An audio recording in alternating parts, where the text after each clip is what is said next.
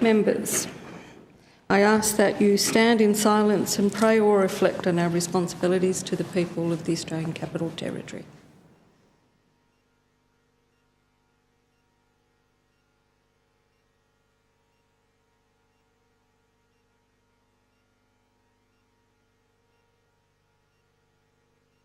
Thank you, members. Clerk. The following petition has been lodged by Mr Wall from 163 residents requesting that the Assembly take action to ensure safety of residents and protect them against damage to people and property as a result of hooning, antisocial and dangerous driving on Preddy Way, Claire Dennis Avenue and Lewis Loxton Avenue in Gordon. The terms of this petition will be recorded in Hansard and a copy referred to the appropriate minister for response pursuant to Standing Order 100.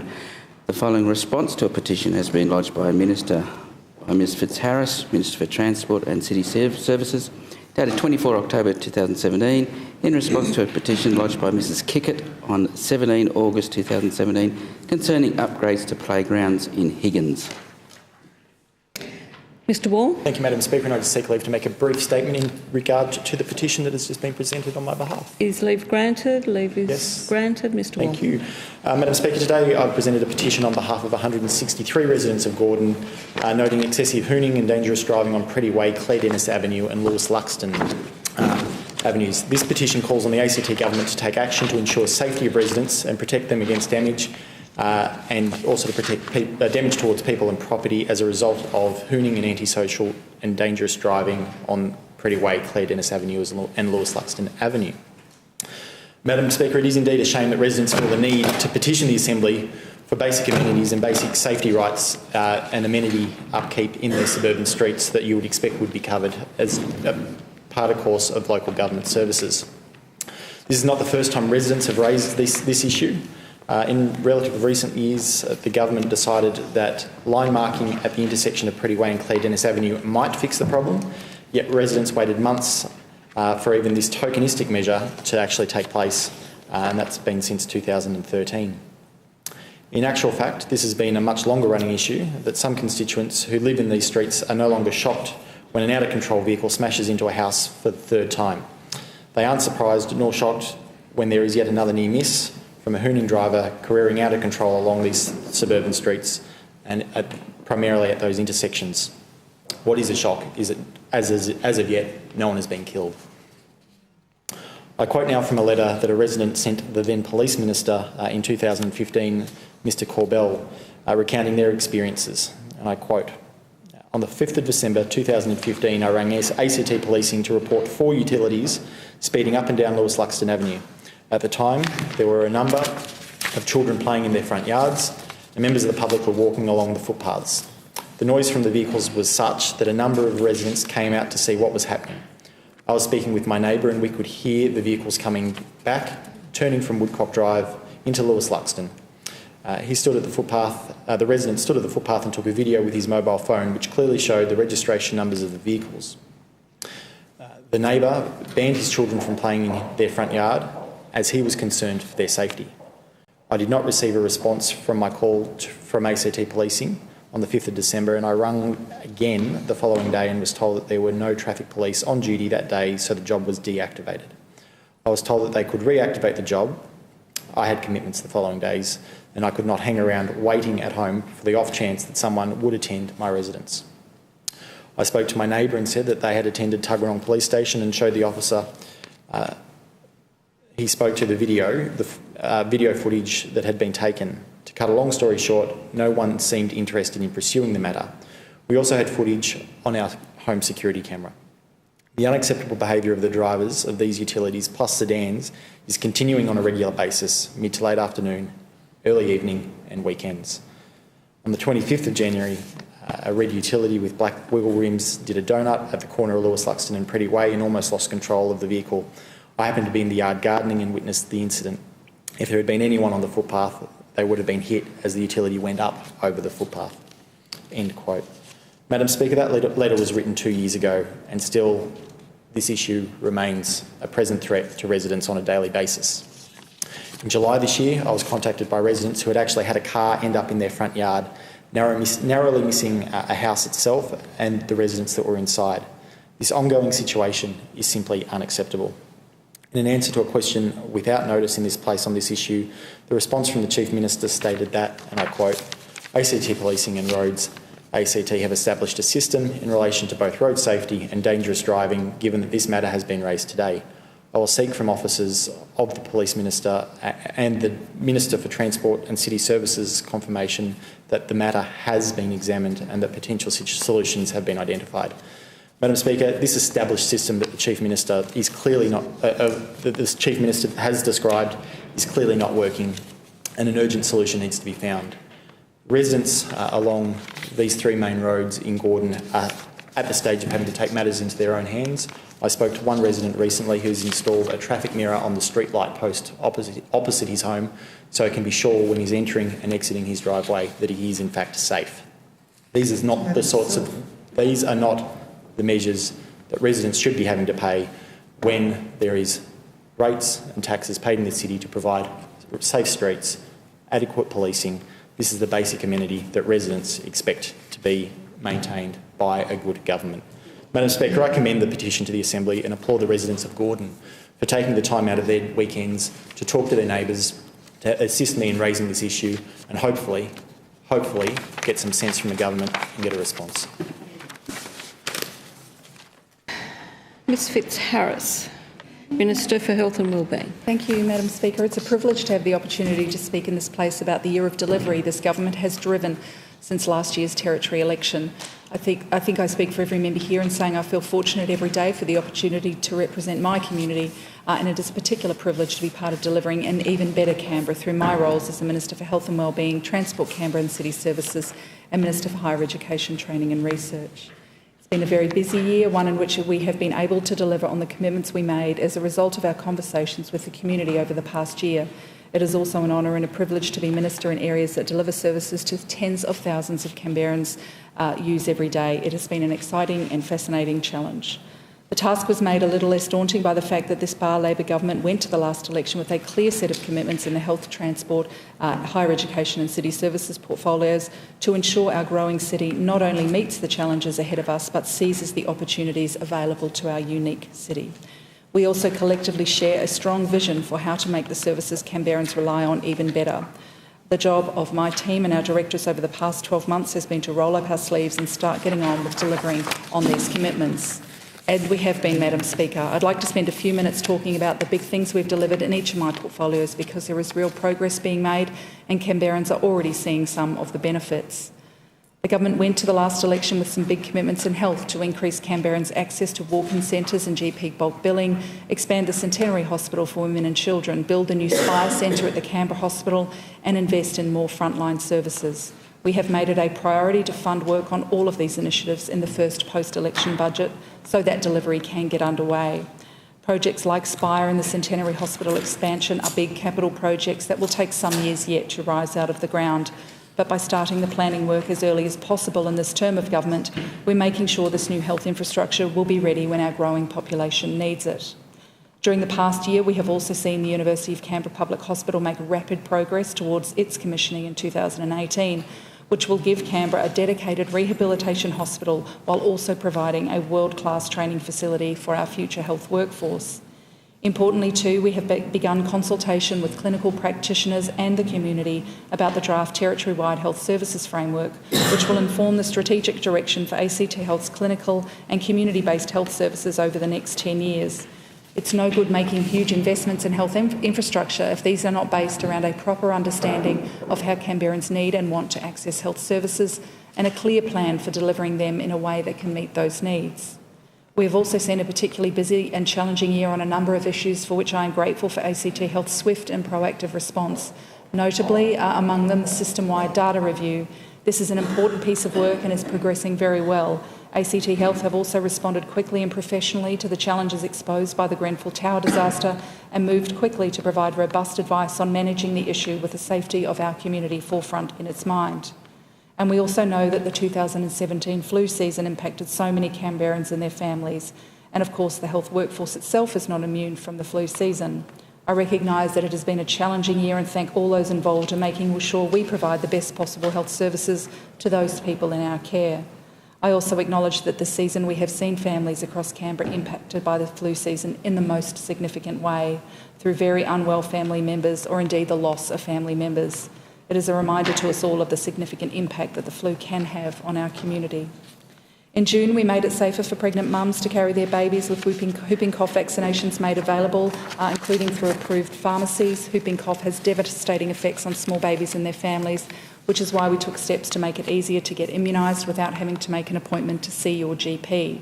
And it was with enormous pride that in September we opened the Ngunnawal Bush Healing Farm, which has been designed with our Indigenous community as a place for healing and spiritual growth to help our First Peoples recover, reset their lives and return to their families and communities stronger and better equipped to face life's challenges. Seeing the emotion and feeling of achievement on the faces of our Indigenous elders and leaders brought home to me the ability to create real change through this place. Often within our health system, the focus is on what happens in our hospitals and clinics, the tertiary services and community-based services that help people when they're sick or hurt. That's always going to be a focus for government, but we also know that it's important to look more broadly at prevention and lifestyle to help Canberrans live active and healthy lives. My new title as Minister for Health and Wellbeing, announced earlier this year, demonstrates how committed the government is to thinking about the health of Canberrans in a more holistic way. We're backing that thinking up with a $4 million funding pool for preventive health activities to be delivered as part of our election commitment for a preventative health strategy. I'm excited about this work because I believe it will create more and better pathways for Canberrans to live longer, healthier and better quality lives. Over the next year, this work will be a strong focus, and I look forward to holding the second Preventative Health Forum in early November. I also look forward to progressing the initiatives noted above, as well as to ensuring our national health reform and funding arrangements, and in the interests of Canberrans, are advanced through the COAG Health Council, which I have the honour of chairing for the next 12 months. Madam Speaker, for a long time, Canberra has been a city where a majority of our residents get around by car. But I'm pleased to say that over the past 12 months, we have made great progress towards delivering an integrated public transport system that provides a real alternative, as well as better active travel infrastructure to help more Canberrans combine their daily commute with exercise. With tracks being laid as we speak on stage 1 of the light rail network, we've also started the scoping work on stage 2.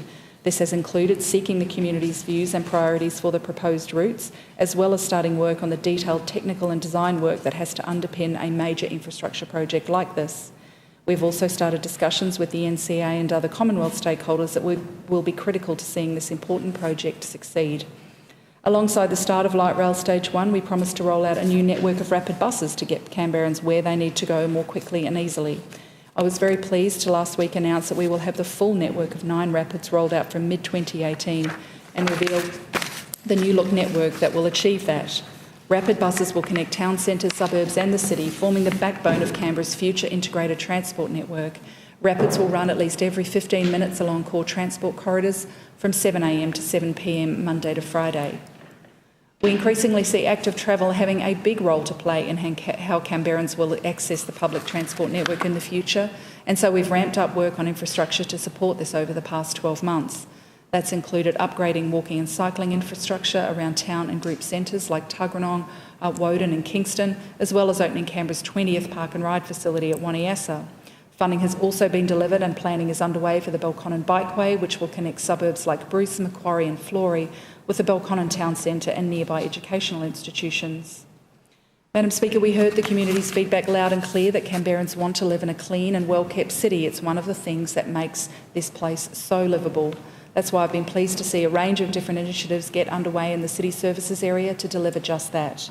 For example, we have delivered town centre upgrades to Ankertel Street in Tuggeranong, with more works funded through the 2017 budget.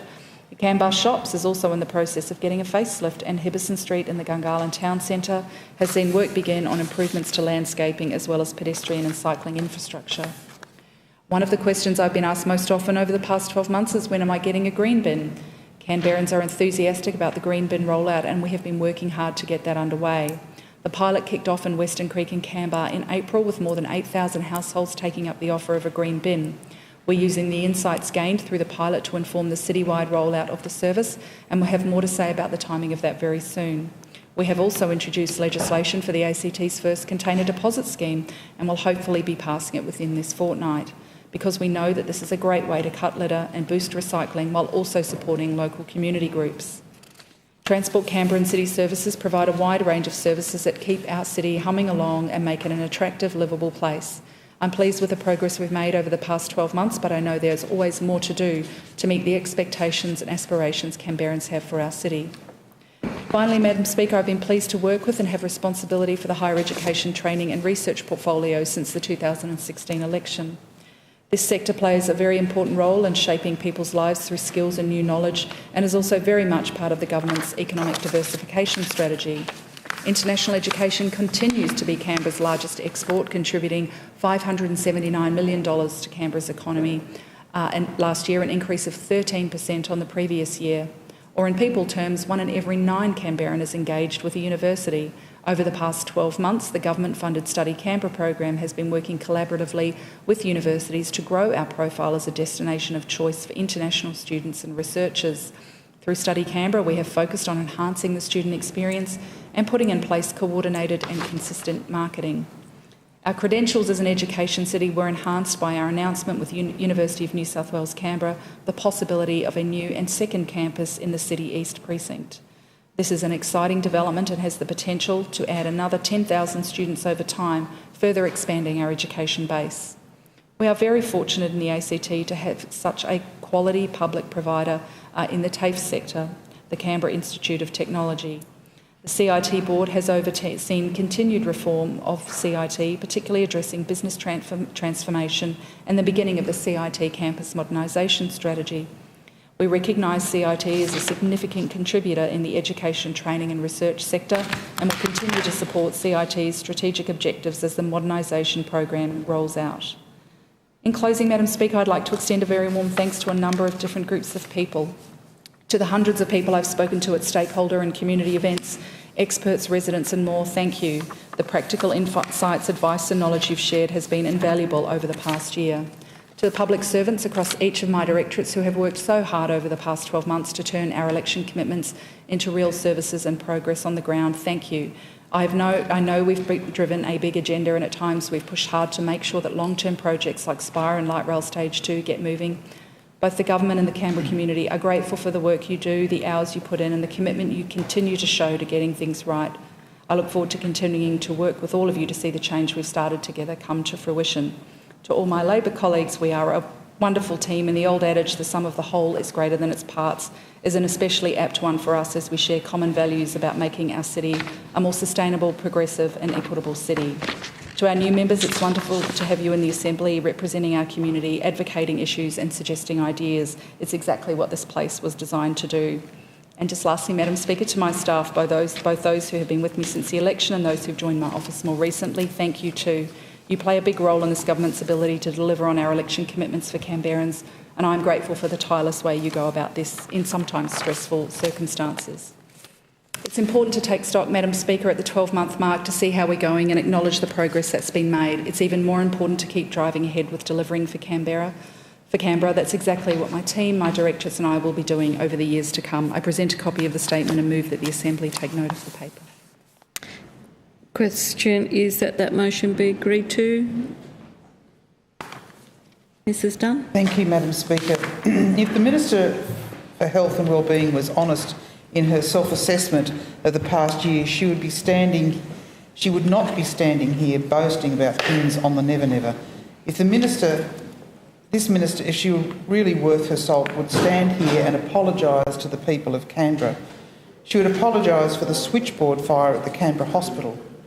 She would apologise for the failings even to have an infrastructure risk register until after ACOM reported that they had found 4 extreme and over 140 high risks in health infrastructure. She would apologise for failed data capture and reporting systems that have gone on for years. She would apologise to the people of Canberra for heading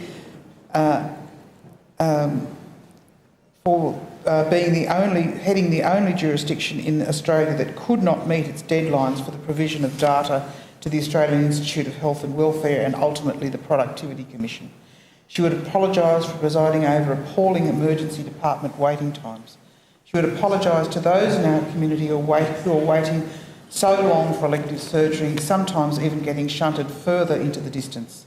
This Minister would apologise to pregnant women who had to endure birthing labour in the waiting room at the Centenary Hospital for Women and Children. She would apologise because instead of building the Centenary Hospital with more capacity than the old maternity wing, this government built it with the same capacity. She should apologise, Madam Speaker, because this government's foresight is such that the new Centenary Hospital has to be enlarged after only 5 years of operation. But this is a standard practice for Labor governments over a long period of time, going back to the GDE, where one lane in each direction didn't last very long. She would apologise for her government's failure in relation to the aluminium cladding on the Centenary Hospital. She tells us it's safe, but is going to remove it and replace it anyway.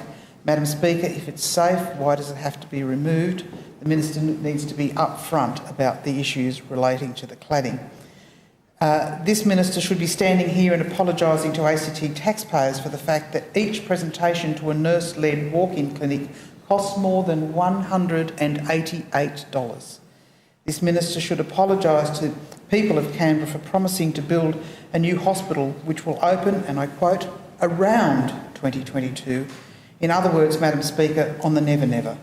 Even the Minister's own statement puts no certainty on the Spire building, which includes the expanded Centenary Hospital. She talked about taking, and I quote, for it will take some years to rise out of the ground. She talked about starting planning, and I quote again, as soon as possible.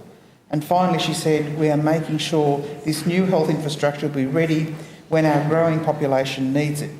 Well, Madam Speaker, Canberra's population is growing now. It is the fastest growing city in the country, and our growing population need these services now, not sometime in the future. The Minister should be apologising to the people of Canberra because her government abandoned planning for new health facilities to put the money into a tram. This Minister should be apologising to Canberra's Indigenous people for its abject bungling of the Ngunnawal Bush Healing Farm, a residential rehabilitation centre that is beautiful but, like the hospital, has no patients. But it is like the hospital that has no patients of Yes Minister fame. She says the Ngunnawal Bush Healing Farm is, and I quote, a place of healing and spiritual growth to help our First Peoples recover, reset their lives and return to their families and the community stronger and better equipped to face life's challenges. It's going to be a struggle to achieve these ideals, Madam Speaker, when the clients will only have 20 hours of contact per week, and that's on the days that they can get there. The days of extreme fire danger when we won't be able to use the farm, and days when the water is up and they won't be able to use the farm, and the remaining 148 hours each week, what are these clients going to do? Madam Speaker, the people in the front line of our health system here in Canberra are amazing people. They do the very best to provide the care and understanding the people of Canberra need when they engage with the health system. But they must do that work in the face of a government which keeps saying that health and well-being of all people of Canberra is their top priority, but it has its eyes on other things. If this government had foresight and if this Minister had ability, we would not have hospital fires and patient evacuations. We would not have building materials that are not fit for purpose. We would not have facilities that do not meet demand and do not fulfil their intended purposes. Madam Speaker, we should not have patients on trolleys in corridors. We should not have expectant mums in labour in waiting rooms. We should not have the most vulnerable in our Indigenous community on the receiving end of little more than lip service. And I think it's time for the Minister for Health and Wellbeing to stop boasting and start apologising. Question is that the motion be agreed to. Those of that opinion say aye. To the contrary, no. The ayes have it. Mr Gentleman, Minister for Police and Emergency Services. Thank you, Madam Speaker, and thanks for the opportunity to talk about my ministerial portfolios over the last year. The first year of government has seen a vast number of achievements within my portfolio of planning and land management, the environment and heritage, urban renewal and police and emergency services. First, I'd like to acknowledge the excellent work the ACT Police and emergency services do on a daily basis and the commitment of officers to keeping the Canberra community safe. As Minister responsible for these services, I'm fortunate enough to see the achievements of the men and women of our police and emergency services on a daily basis, achievements that are not always immediately evident to the community. I welcome this opportunity to canvass some of the commitments this government has made in supporting these services and our achievements in the first year of this government. To date, we have introduced the Firearms Amendment Act, through which the ACT become the first jurisdiction in Australia to recategorise lever-action shotguns to align with the COAG commitment and the revised National Firearms Agreement. We signed a new and enduring police agreement and a new police purchase agreement, as well as issuing my 2017-18 ministerial direction to ACT Policing. Collectively, these documents set out improved governance arrangements and special areas of focus for ACT Policing throughout 2017-18. We launched the new Southcare Toll Rescue Helicopter, fitted with the latest aviation and safety technology available to the new service provider.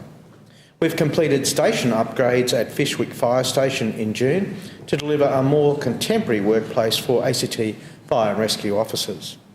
We've also deployed 26 Canberra firefighters as part of a 100-strong Australia team to Canada to battle wildfires in British Columbia, which shows how highly valued their specialist skills are. Canberra's public safety CCTV system has been improved with greater coverage areas and clearer recordings due to a $376,000 upgrade by the ACT government.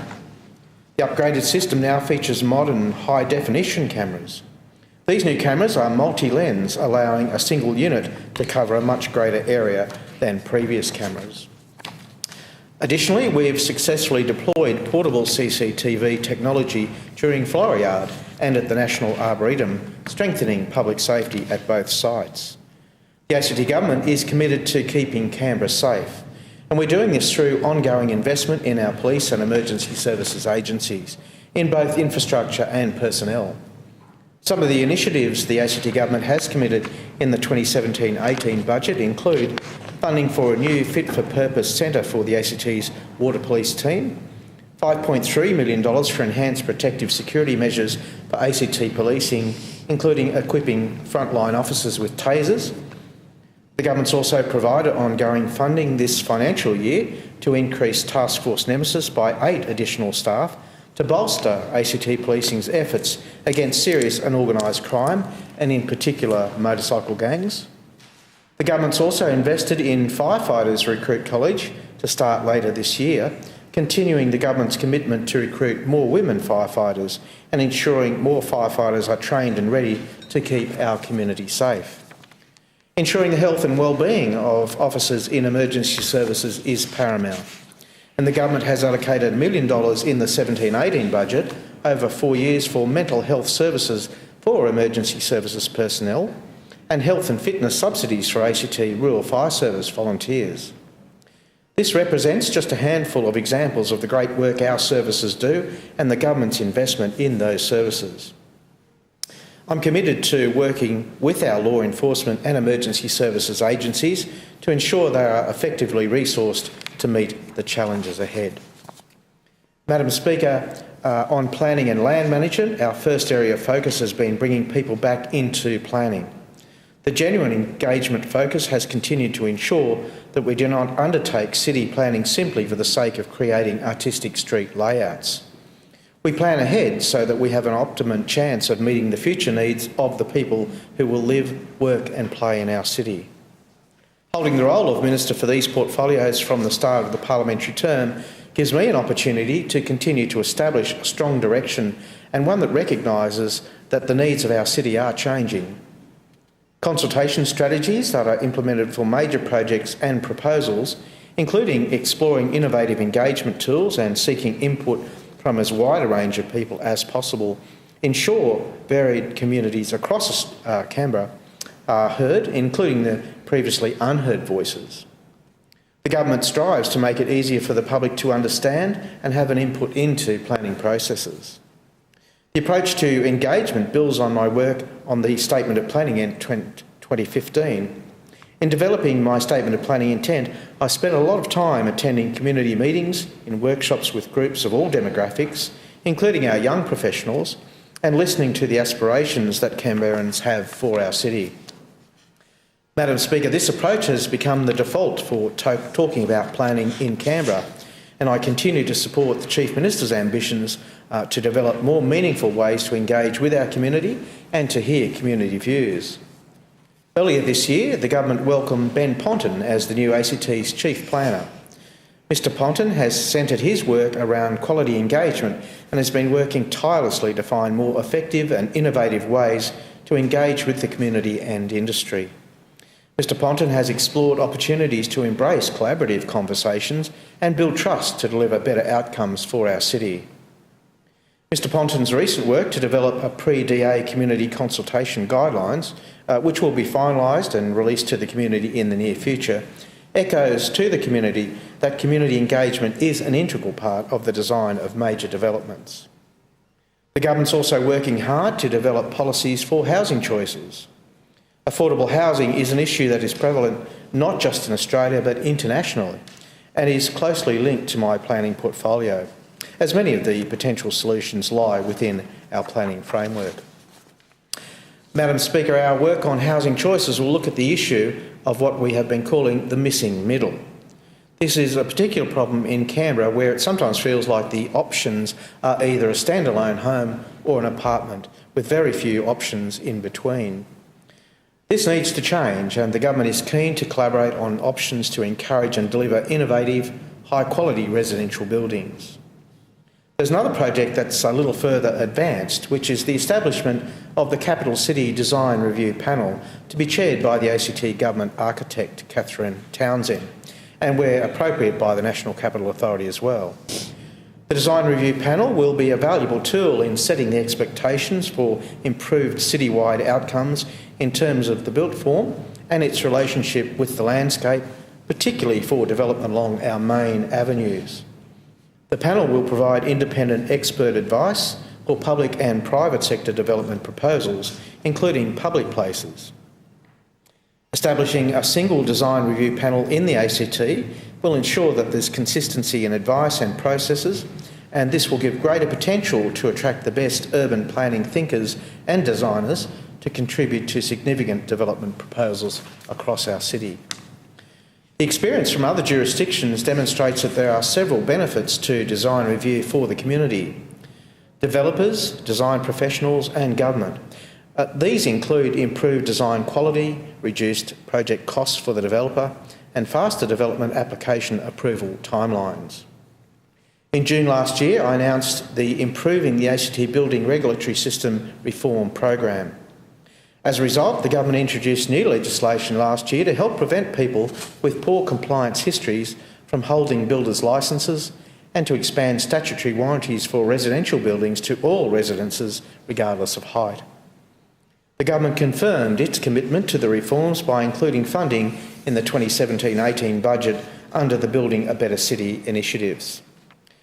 The building reform has three components, which are to implement a full range of reforms in the Improving the ACT Building Regulatory System program over the next 4 years, including further work and consultation on policy matters not covered in the previous discussion paper, to create new policy and legislative framework and administrative program for auditing and inspecting building work in the Territory based on the risks inherent in each project, and establishing an audit system for licensed building surveyors.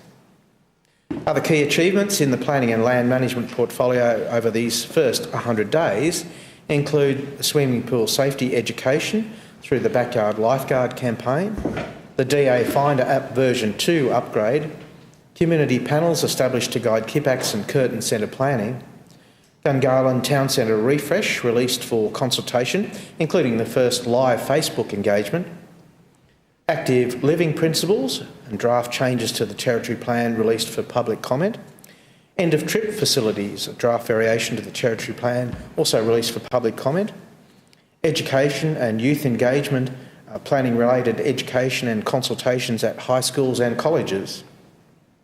Madam Speaker, I'd also like to touch on my commitment to provide Canberrans with healthy waterways. Canberrans are likely to enjoy and also very lucky to enjoy an array of natural rivers and creeks and man-made lakes and ponds. But the health of our waterways is not as good as it could be. Over the next 4 years, we'll be constructing projects under the Healthy Waterways project, also known as the Basin Priority Project. This will include new wetlands and bioretention systems built across Canberra and the restoration of some of our older urban stormwater drains back into more naturalised creek environments. These projects will improve the quality of our water as well as improve amenity for nearby residents and contribute to the health of the broader environment. Touching on the subject of our bush capital, I'm leading a new focus on our environmental assets, building on the best of our natural environment to develop a modern bush capital. Work continues on micro parks in our inner city areas, ensuring that city workers and residents have access to generous green spaces that are well designed, well built and well maintained. Efforts are being increased to ensure that living assets such as trees, waterways and parklands are carefully integrated into the way we approach planning and development in our city. Our territory's proud heritage is also a prominent focus. For tens of thousands of years, the Ngunnawal people have known this region as their country and their homeland. We're now into the 2nd century of also recognising this place as our home and our national capital. This history means we have many unique stories to share and many places and objects to protect for future generations to enjoy. The ACT Government will finalise a 5-year heritage strategy which will determine a range of strategic priorities and actions that will further recognise, protect, conserve and promote our heritage assets, building on the framework of the existing legislation and initiatives such as the Canberra Tracks, the Canberra and Regional Heritage Festival and the Heritage Grants. In terms of key projects, some highlights of the achievements in the Environment and Heritage portfolio are the launch of the H2OK Stormwater Campaign, the next stage of the Tharwa Fish Project Restoration Project, the issuing of environmental grants to community groups, completion of 95% of the Bushfire Operations Plan and new weather recording stations to help improve firefighting ability, commencement of work on the Mulligan's Flat Sanctuary extension. With respect to the Asbestos Task Force, work on the removal program is progressing under budget and ahead of time also. There have also been a number of key items of regulatory reform undertaken during the term of the new Assembly, including new governance arrangements for the establishment of the Suburban Land Agency and City Renewal Authority and appointment of their governing boards.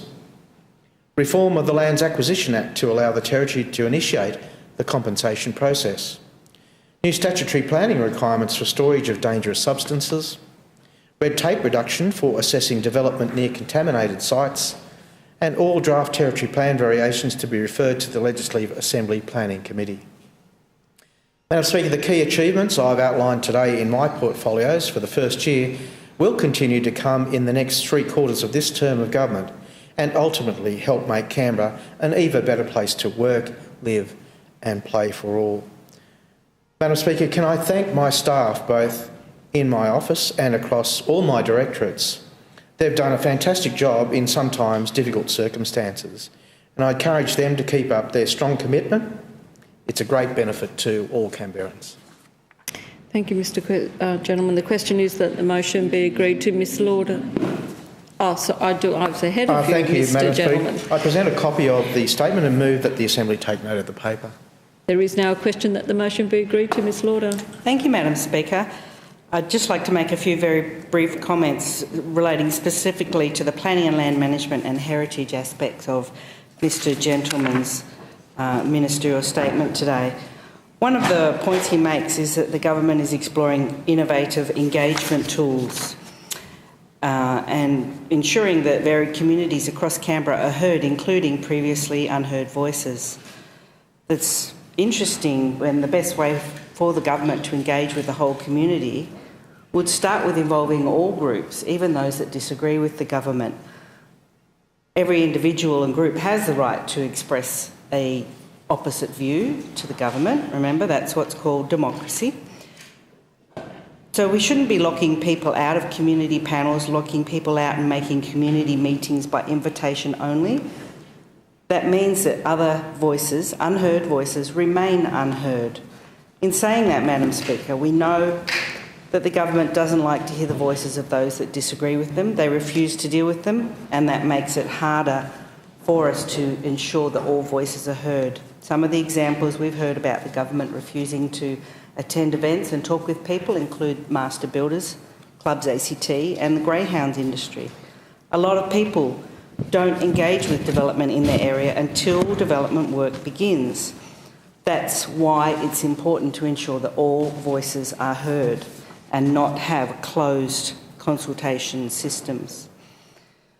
Earlier this year, we had a new chief planner appointed, and the new chief planner is exploring opportunities to embrace collaborative conversations and build trust to deliver better outcomes for our city. And that's great to hear. It's great to see that the government have finally realised that the people of Canberra have lost trust and faith in planning in Canberra. Our once great planned city has become a city that's run by and for the benefit of the union movement in many aspects of our work. The Minister also points to his work on housing choices, looking at the issue of what's been called the missing middle. It's a particular problem in Canberra where it sometimes feels like the options are either a standalone home or an apartment and very few options in between. The government talks about the missing middle, yet in this year's budget increased unit titling of lease variation charges for unit titling by 300%, making it increasingly unaffordable for townhouses to be developed on Schedule 1 land. It's a matter of doing one thing but saying another. Also, I'd like to just briefly mention the point about swimming pool safety education. The government did have quite a comprehensive 2011 consultation on swimming pools, yet we've never seen what else is to come out of that, and that's been quite a long time now that we've been waiting to see the results of that consultation. The Minister makes mention of our territory's proud heritage being a prominent focus.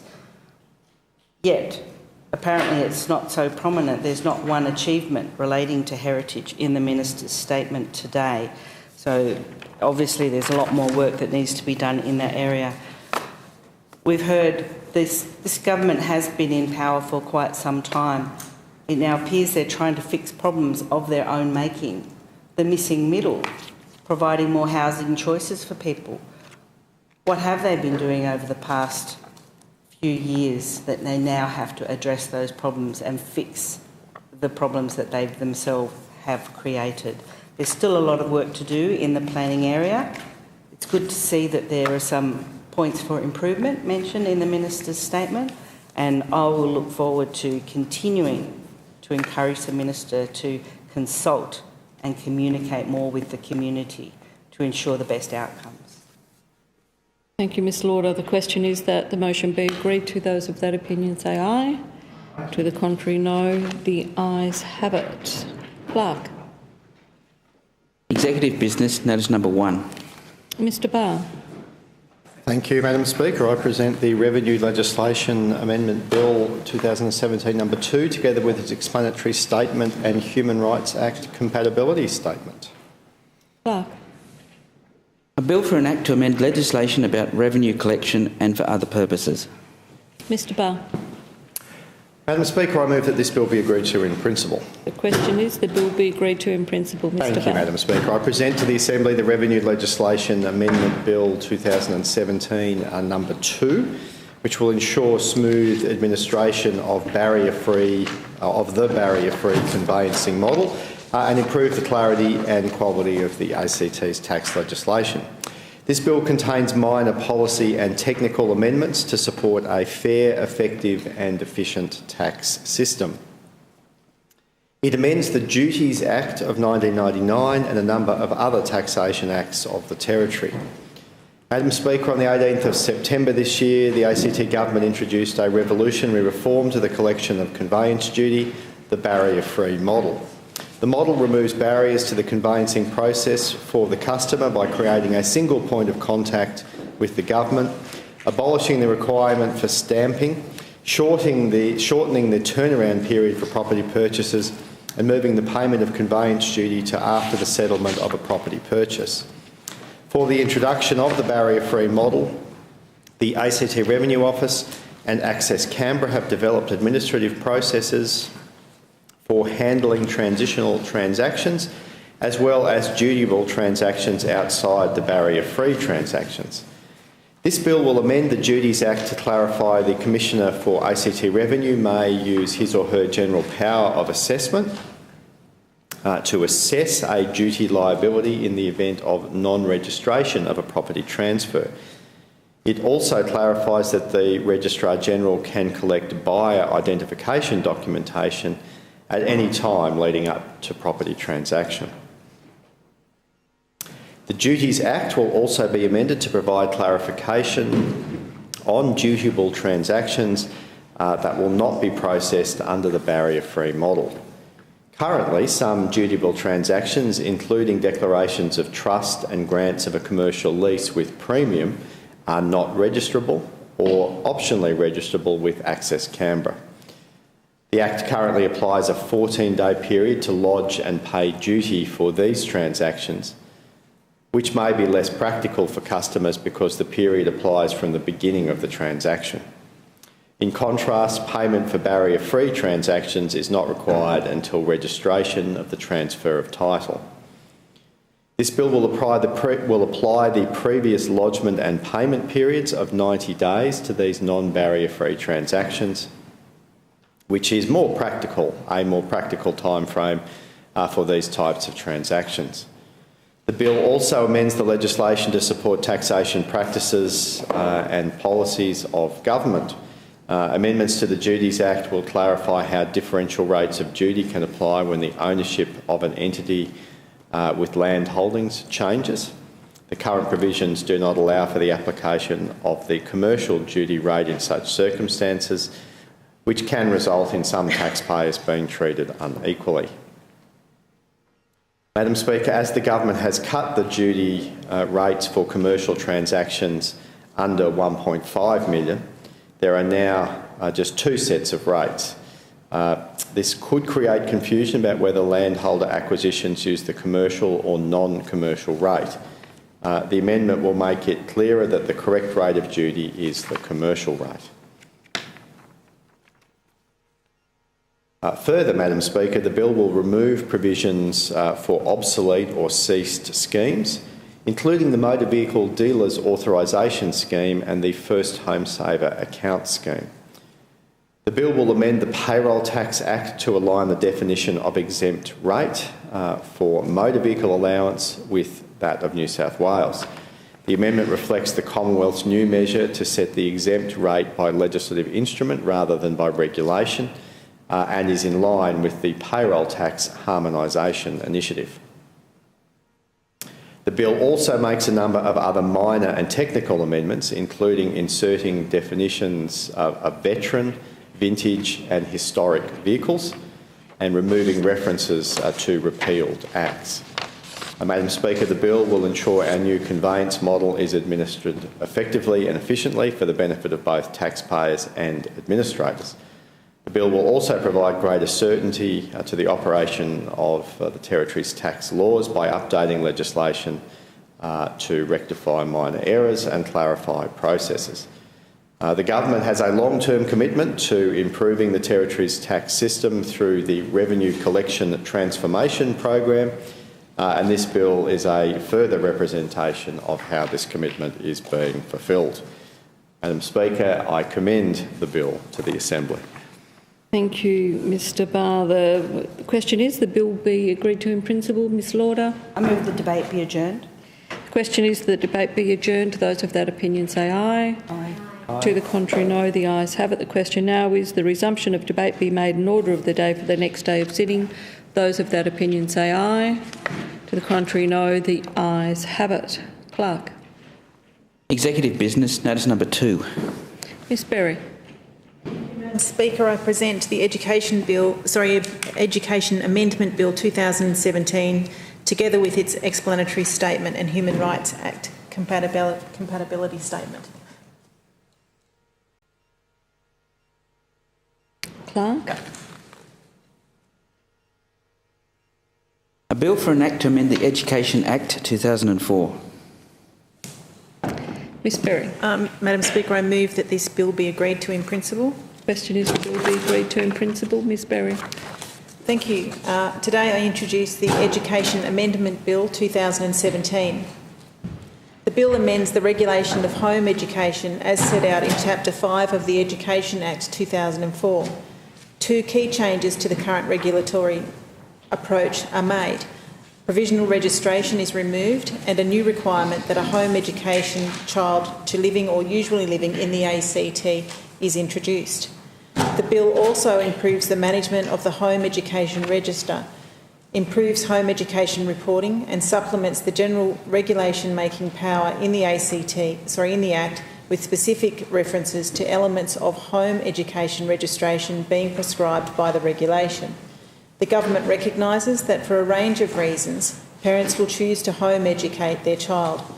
Issues like diverse religious, moral and educational philosophies, individual child needs, interests and aptitudes, or parent and child preferences are commonly relevant. Ultimately, parents have a right to choose the right educational environment for their children, and the government respects that for some parents this means home education. The government acknowledges the significant commitment and personal effort that this choice involves. In the ACT, over 300 children are currently registered for home education, which takes a range of forms. Some parents choose to register a child for full-time home education across most of the child's schooling. These children may be home educated until they enrol in college or even achieve university admission through portfolios and interviews, rather than the usual tertiary admission process.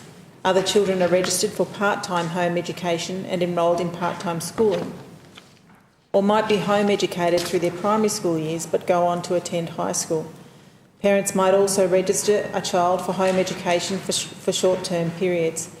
While parents are entitled to the option to choose home education for their children, the ACT Government and the community has a justifiable interest in ensuring the parental decisions about child education do not result in a child failing to attain minimum educational standards. Registration for home education is currently a two-step process. Firstly, provisional registration occurs for 6 months. The Act requires the Director-General to grant provisional registration and application without discretion. There are no conditions, minimum standards or other requirements during the provisional registration period. Provisional registration is followed by full registration for up to 2 years on the condition that parents provide a high-quality education, document the educational opportunities offered and the strategies used to encourage their child to learn, and make available for inspection any materials used for home education. The bill, as set out in Clause 4, removes provisional registration. If the bill is passed, registration will involve only one step, providing full registration for up to 2 years. As it currently stands, a child can be removed from school education with no plan or evidence that education, let alone sufficient education, will be provided in the home during the 6-month provisional registration period. There is also no limit on the number of times a parent may apply for provisional registration, which could be used in rare cases to circumvent the purpose of regulating home education.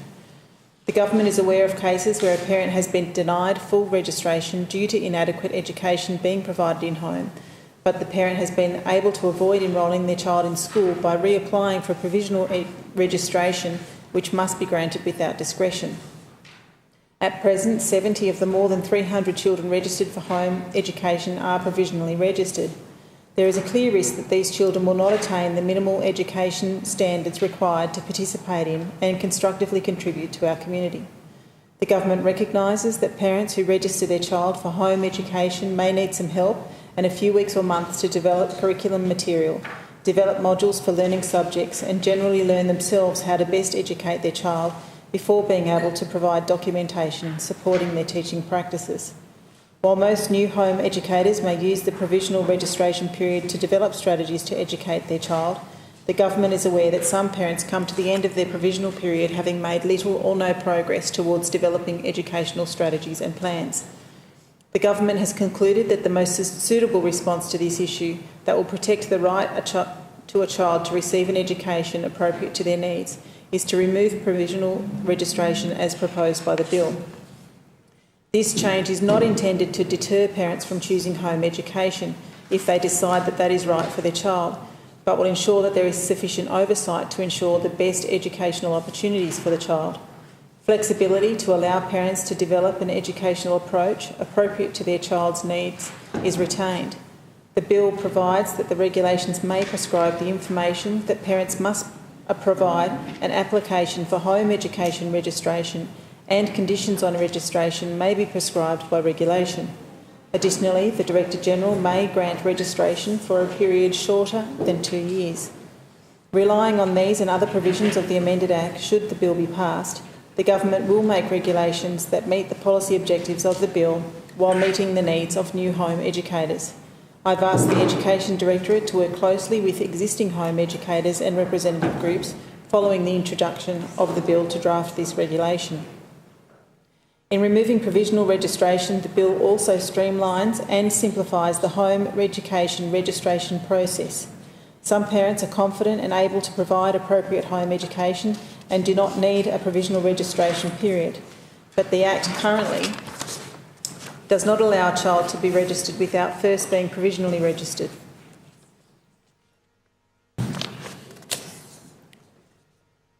Parents may already be home educating another child or may be moving to the ACT from interstate, where they already home educate children, or a parent may be a teacher by profession. Removing provisional registration will improve the process for these parents, and additionally, it will reduce a redundant administrative burden borne by parents and the government.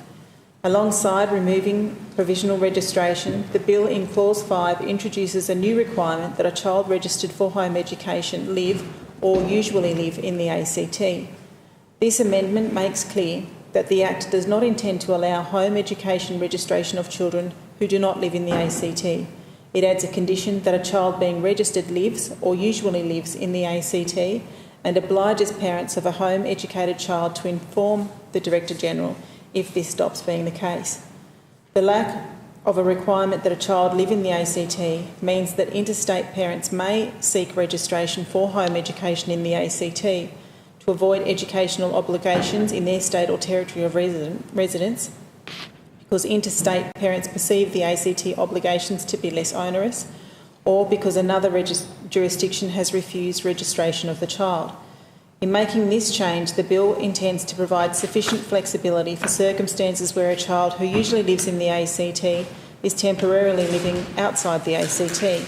For example, a home educated child may accompany their family during travel across Australia for an extended period, or a shared custody arrangement may involve a child periodically living with a parent who does not live in the ACT. Examples have been incorporated both into the bill and the explanatory statement with the aim of making clear that the Act intends to accommodate a range of circumstances and to not be too restrictive.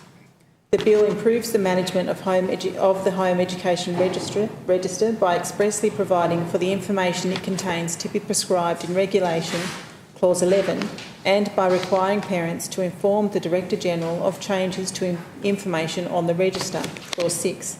The register allows the government to contact parents about the administration of a child's home education registration. It needs to contain contemporary and relevant information which is supported by these amendments. Home education reporting is improved through Clause 10 that clarifies that requirements for home education reports that parents must already provide to the Director-General once every year must comply with any requirement prescribed by the regulation. These reports allow the government to monitor the educational progress of home education children. However, the expected content of a report is not currently set out. The bill addresses this weakness. Clarified in the bill through clauses 5, 6, 8, 10 and 11 is reference to matters that may be prescribed by regulation. This change will provide greater certainty for home educators and assist the government to oversee education provided in the home setting. If the bill is agreed by the Assembly, it will commence on the 1st of January 2019 or sooner by commencement notice.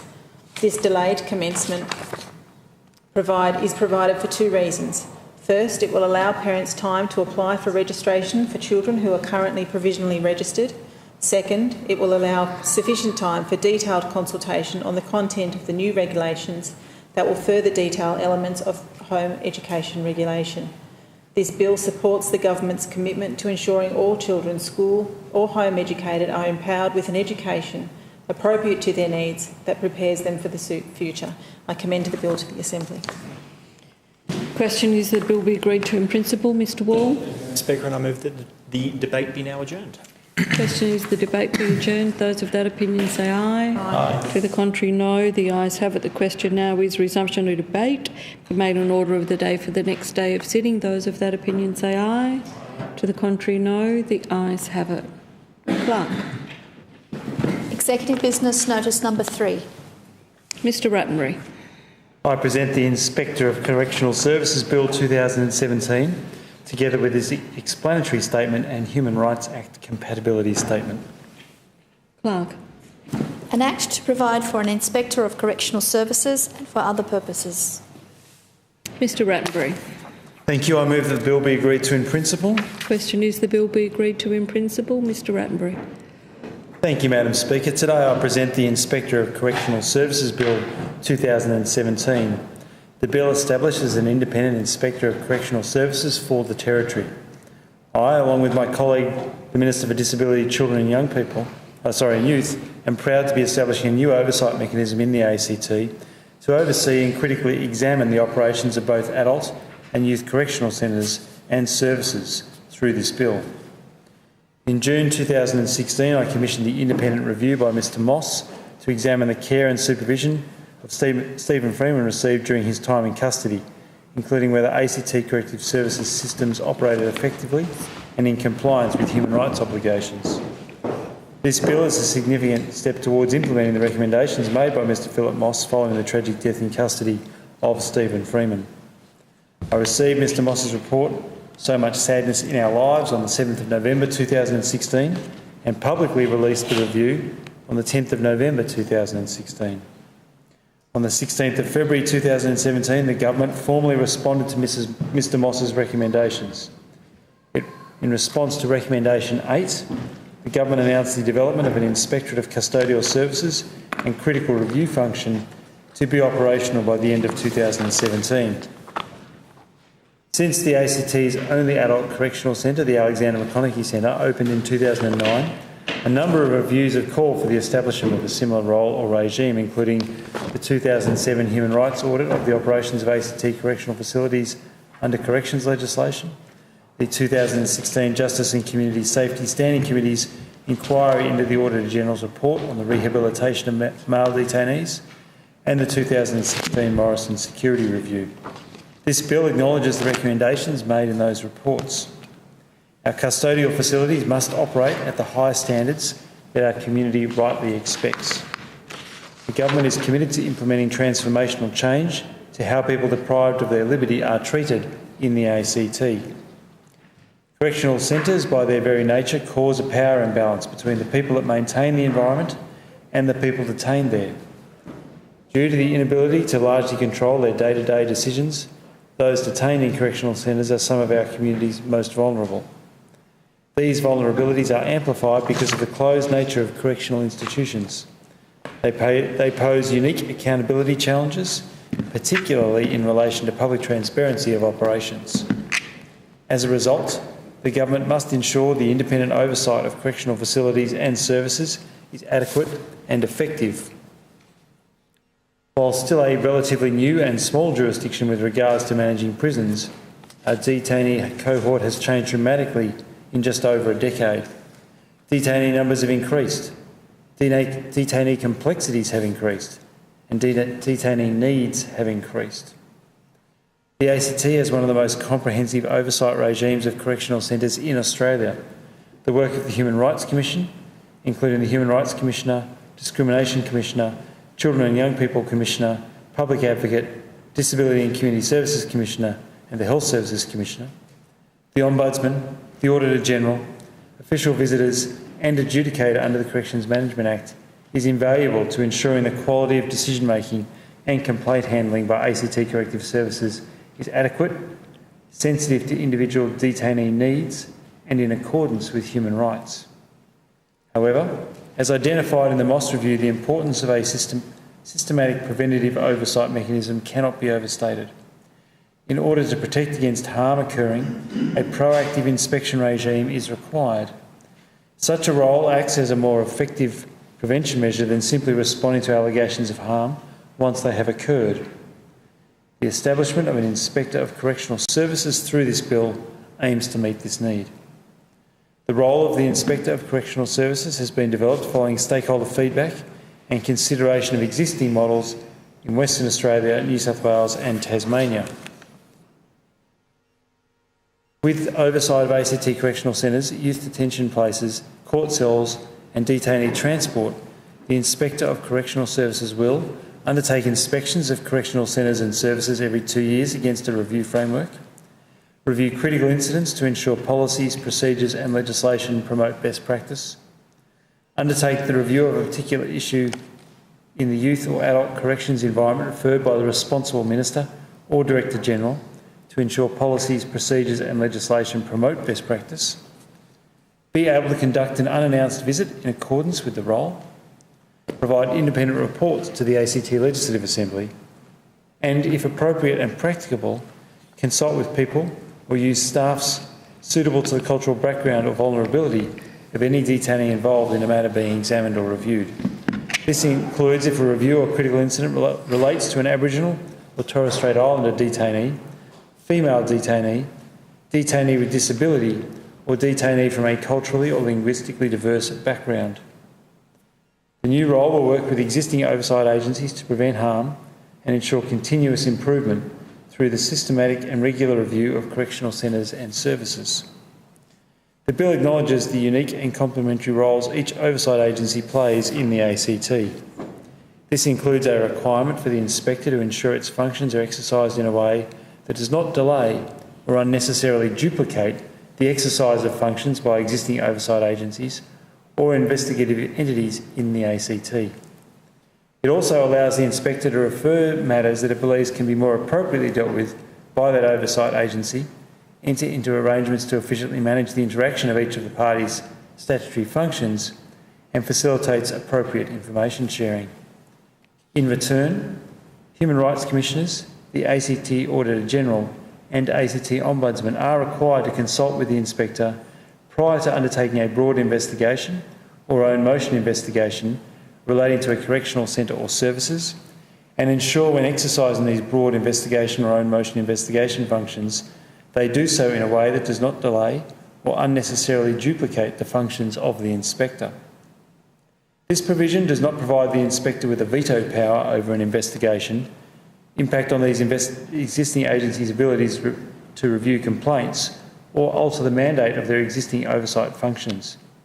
Instead, this is an important mechanism to support the new role and specific expertise of the Inspector of Correctional Services and ensure a coordinated approach to the review of correctional centres and services and prevent oversight fatigue. The bill also requires consistent reporting on correctional centres and the delivery of services, including whether the rights of detainees under international and territory law are protected and whether law, policies and procedures applying to correctional centres and services reflect best practice standards.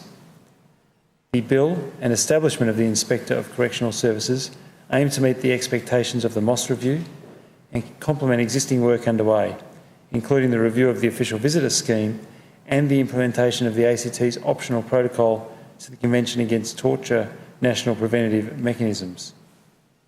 The bill has been designed to allow deferred commencement of certain provisions to accommodate the phased inclusion of youth justice centres.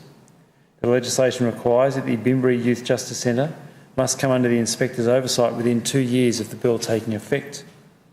This phased implementation will enable the inspector to accommodate and understand the needs of young people and the operation of youth justice facilities. This is because the youth justice environment in the ACT is very different to that of adult correctional facilities. The ACT's Youth Justice Centre operates services and programs that are trauma-informed, recognising the impact of traumatic experiences on young people's behaviour and capacity to address issues. The inspector must have appropriate trauma-informed expertise to ensure the specific needs of young people are met, including young people with disability. This timeframe allows for an inspection framework relevant to youth justice facilities to be developed with suitable standards and in consultation with the ACT Human Rights Commission, youth justice experts and other stakeholders. These standards will be human rights compliant in line with BBRE's operating policies and procedures. The phased implementation will also provide time for the identification and passage of any possible additional amendments to the Children and Young People Act 2008 that may be required to support the inspection framework. The Government expects that inspectorate oversight will commence as soon as this additional work is complete. It is not expected that this additional work will take 2 years, but phased implementation will help to ensure the Bimberi Youth Justice Centre and the ACT has a best practice inspectorate for youth justice. The Inspector of Correctional Services will focus reform efforts, keep a steady eye on correctional facilities and services, and support the implementation of real change. The bill creates a new oversight mechanism to identify achievements, increase staff engagement, and lead sustainable change towards best practice. This will increase transparency and accountability and deter mismanagement, unfairness and corruption. This is an important step in the maturity of the ACT's management of correctional centres and services. I thank all stakeholders who contributed to the development of the bill, and I commend the bill to the Assembly. The question is that this bill be agreed to in principle. Mr Wall. Thank you, Madam Assistant Speaker. I move that the debate be now adjourned. The question is that the debate be adjourned. Those of that opinion say aye. Aye. Contrary, no. I declare the ayes have it. The question now is that the resumption of debate be made in order of the day for the next sitting. Those of that opinion say aye. To the contrary, no. I declare the ayes have it. Clerk. Assembly Business Notice Number 1. Manager of Government Business, Mr Gentleman.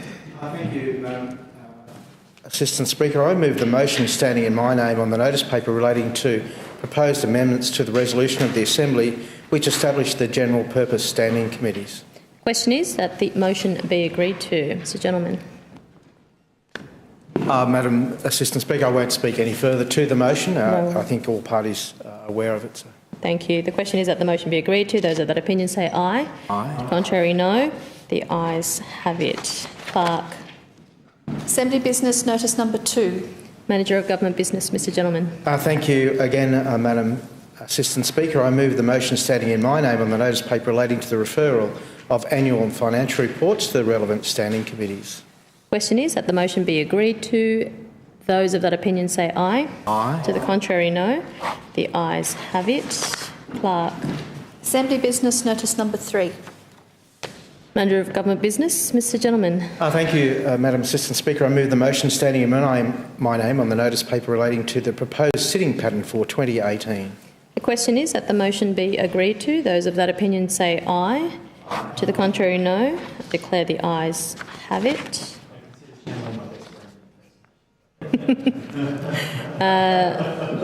Manager of Government Business, Mr Gentleman, again. Thank you, Madam Assistant Speaker. Pursuant to Standing Order 77E, I move that executive members' business be brought on forthwith.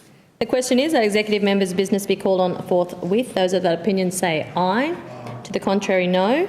I declare the ayes have it. Clerk. Executive Members' Business Notice Number 1. Minister for, Minister Rattenbury. Thank you, Madam Assistant Speaker. I move the motion standing in my name on the notice paper relating to a proposed review of the lease variation charges. The question is that the motion be agreed to. Minister Rattenbury. Thank you, Madam Assistant Speaker. I rise to move this motion calling for a review of the lease variation charges and remissions that apply to residential and mixed-use development. I'll start with a bit of background on this issue as it is some months since it has been discussed in the Assembly.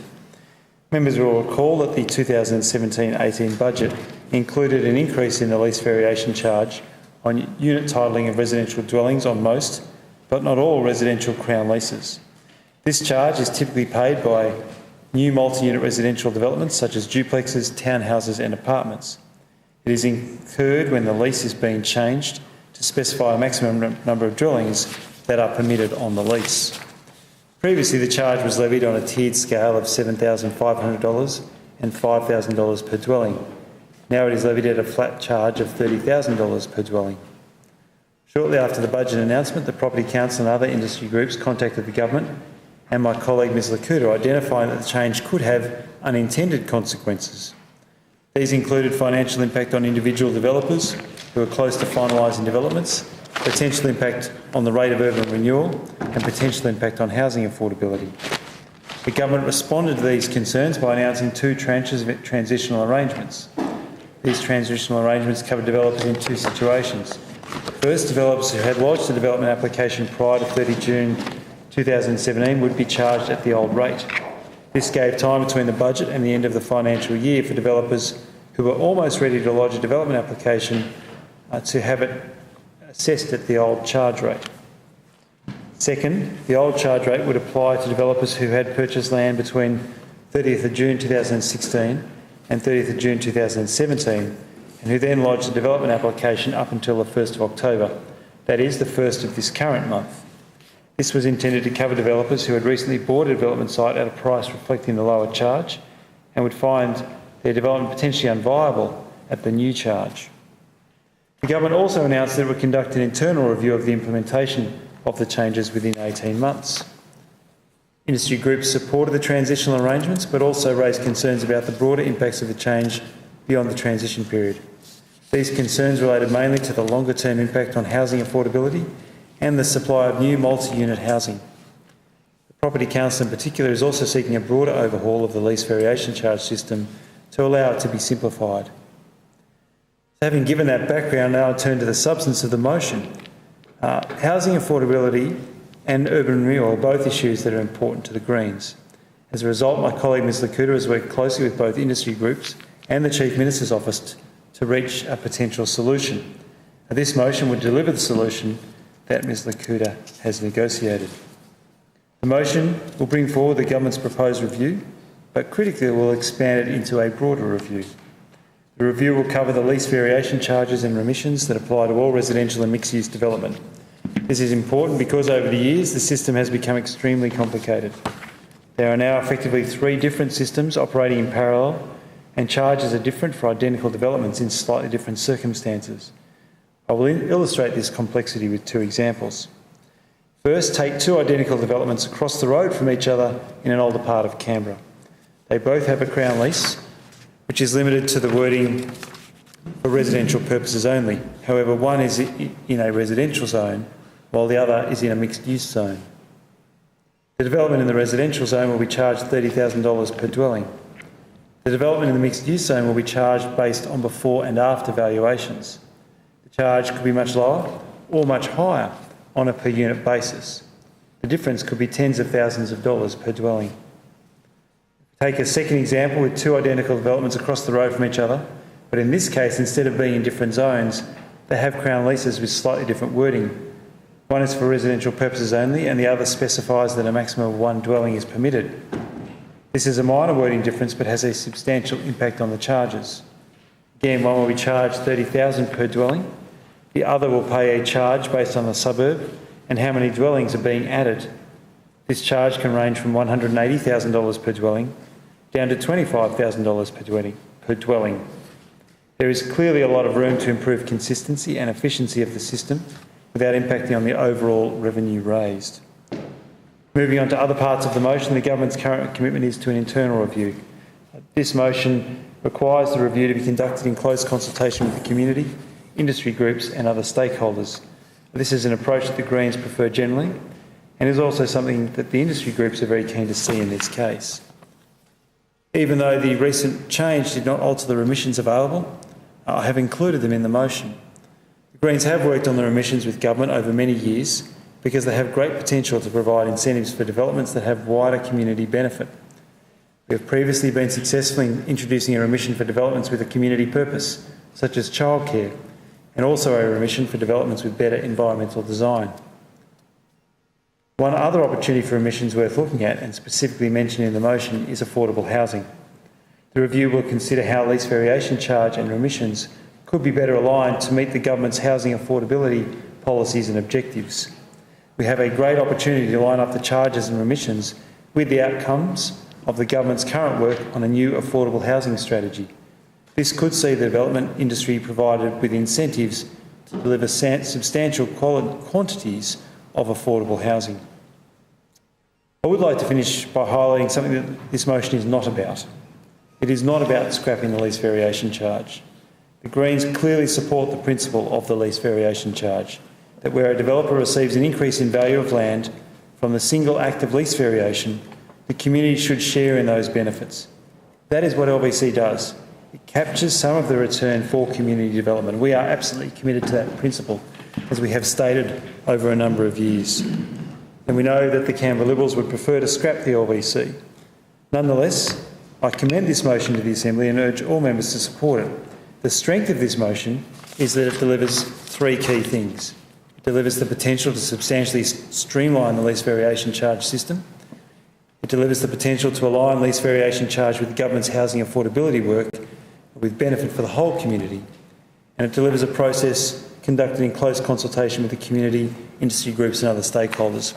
We believe this is a positive approach that seeks to take a very important principle that sits behind the lease variation charge, that the government should derive revenue for the benefit of the whole community from these gains in value, but look for constant improvement in that scheme to achieve a number of objectives that I've outlined today. I do commend the motion to the Assembly. Question is that the motion be agreed to. Chief Minister. Thank you, Madam Acting Speaker. Thank Mr Rattenbury for bringing the motion forward today. The lease variation charge has a very simple premise, that the Canberra community should share in the gains of development. When a developer buys a block of land and receives permission to vary the lease on it and to add more residences or add greater commercial facilities, the Canberra community should share some of the resulting increase in value. And so by capturing some of the unearned windfall gains from a lease variation, the government is better able to fund the increase in services and infrastructure that goes along with the new developments in order to fundamentally protect our city's livability. As Mr Rattenbury's indicated, there are a number of different LVC schedules dealing with the assessment of the charge for different types of development. The change announced by the government in the 2017 budget updated the Schedule 1 charges associated with varying a lease to specify the number of dwellings allowed on a block, which is necessary for unit titling in the case of townhouse and apartment developments. Now, the previous fees were based on the administrative cost of processing Schedule 1 lease variation applications, so they did not reflect the actual value uplift that results from these lease variations, as amounts payable under the other LVC schedules do. So, Madam Assistant Speaker, for example, in Kingston in 2014, a developer consolidated 2 blocks and built 30 units on those 2 blocks, resulting in an increase in land values of $1.6 million. The LVC payable was just $165,000, or just 10% of the actual value uplift. Similarly, in Dixon in 2013, a developer consolidated again 2 blocks, this time building 19 units on those 2 blocks, generating an increase in land values of $1.5 million. Under the old arrangements, the LVC payable was just $110,000, or 7% of the actual value uplift. Excuse me. So in updating the Schedule 1 codified charge, the government's intention has been to better align the LVC payable for these types of developments with that for projects assessed under the other LVC schedules.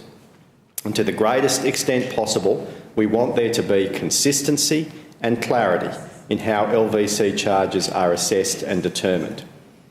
Now, Madam Speaker, tax policies are one of the many factors that impact on housing affordability, along with zoning and planning rules, construction costs, market demand, tax settings locally, and perhaps more importantly, tax settings nationally play a very significant part in determining housing affordability and clearly the development mix across Canberra.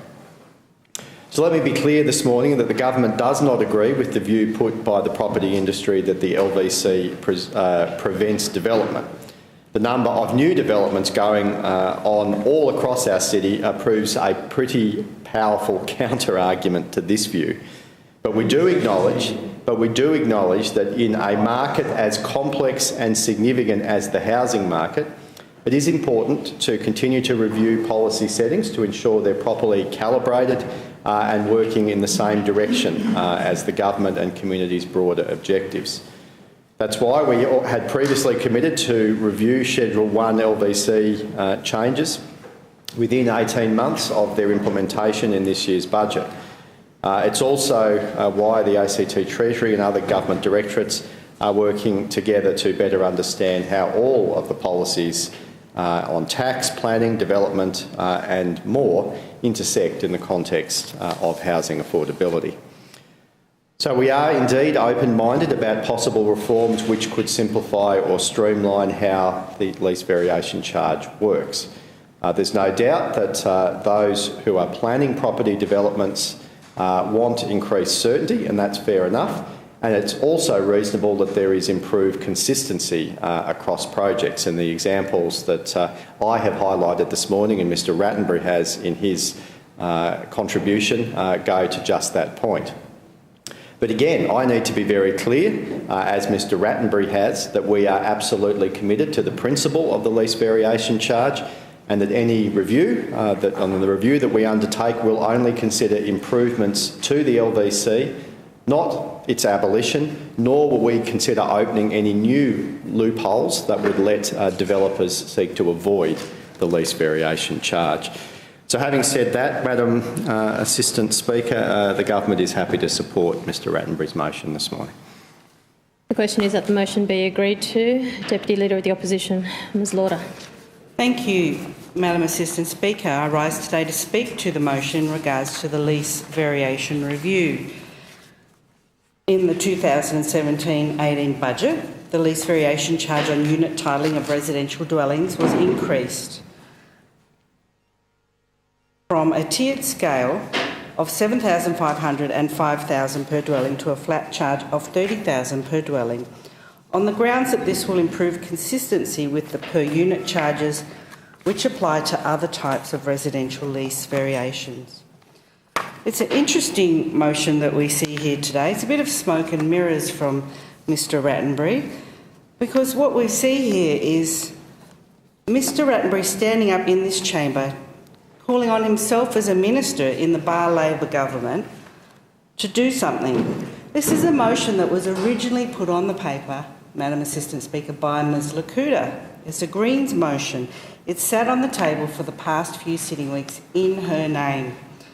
So it's a Greens having a bite at the cherry twice.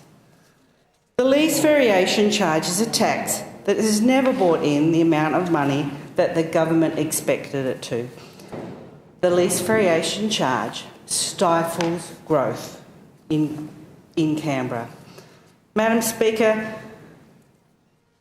this is something that has been brought forward by Mr Rattenbury as a member of the executive member's business. But it's actually a Greens motion that was put onto the notice paper by Ms Lakuta. So Mr Rattenbury has obviously already discussed this in the executive, obviously already knows the government is going to support it. It's this big new LVC tax, which proves that the ACT Labor Greens government is all talk and no action. There's been silence at budget time, at budget estimates from the Greens about this. This is a tax that will increase the price of housing in the ACT. And it's important that we review the LVC across the board, but it didn't mean a Greens motion now dressed up as executive member's business to do that. The government can review LVC at any time, and in fact you would have thought, Madam Assistant Speaker, you would have thought that the government had undertaken such a review before making that enormous 300% increase in LVC on units in the last budget, instead of just apparently randomly and arbitrarily making that increase. I'm a bit gobsmacked, Madam Assistant Speaker. The change encourages people to build and retain. It doesn't encourage people to build and sell, this increase on unit LVC. It doesn't encourage more land being put to market. Instead, it encourages, and I think this is a term used by Ms Lakuta herself, it encourages the building of McMansions. I think that was put in the newspaper article in the Canberra Times that quoted Ms Lakuta, and I think it's even covered in the motion itself. So I haven't read through it there. But many young people especially will be worse off under this particular change. The government didn't consult with relevant stakeholders. We heard this in the estimates process. The government didn't consult with master builders. I guess we shouldn't be surprised with that, because apparently the government doesn't like talking to master builders at the best of time, unless they have approval, prior approval, from the unions to do so. And obviously either they didn't ask the unions for permission to meet with master builders to talk about it, or the union denied permission to talk about it. The government didn't consult with the Property Council either, and that was very clear in the evidence given on the Community Day at budget estimates hearings. So the government didn't bother speaking with those in the know, those on the ground, those who know how these changes will impact on the sector. Prior to this change, if a builder bought a house block in a suburb such as Dixon or Turner, or any suburbs built before 1971, to convert to units, they faced a strata title charge of $7,500 a unit for the first 3 units and $5,000 a unit after that.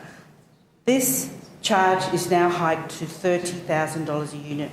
By anyone's measure, any one of us here would see that as an enormous increase if that was something we had to pay, from $7,500 to $30,000. It's just incredible. For a 6-unit development, that pushes the cost from $37,500 to $180,000. It moves many developments from viable to unviable and, as I said earlier, will contribute to housing unaffordability, because if builders go ahead with this, they need to factor that cost into the price, the sales price. So it's going to affect everyone who wants to buy a unit in Canberra. It just doesn't stack up. Prior to the budget, a dual occupancy built on Schedule 1 land would have incurred a lease variation charge of $7,500. In the last 6 years, this has seen 1,368 dwellings being developed, while a dual occupancy built on Schedule 2 land incurs a lease variation charge of around $35,000, give or take. And in the last 5 years, 244 dwellings have been built on Schedule 2 land. Madam Assistant Speaker, it's clear that by increasing the lease variation charge, many of these developments will no longer be viable. Despite this, the government has decided on the creation of a dual occupancy lease variation charge of $60,000. That will be apportioned on the sale of those units. The price will be driven up. We've already seen the number of rushed development applications that were put in since this announcement. Had the government done its job on consultation from the start, there would have been no need to backtrack and put in that honeymoon period to allow people who'd already purchased their land to have their developments without paying this 300% increase. Good policy, Madam Assistant Speaker, good policy happens when there's consultation. This is something that I've said over and over and over again, and it's not happening here. So what we've seen is that the Greens passed and supported the budget through the Cabinet process, and then again on the floor of the Assembly to support the increase in LVC. They're trying to have their cake and eat it too.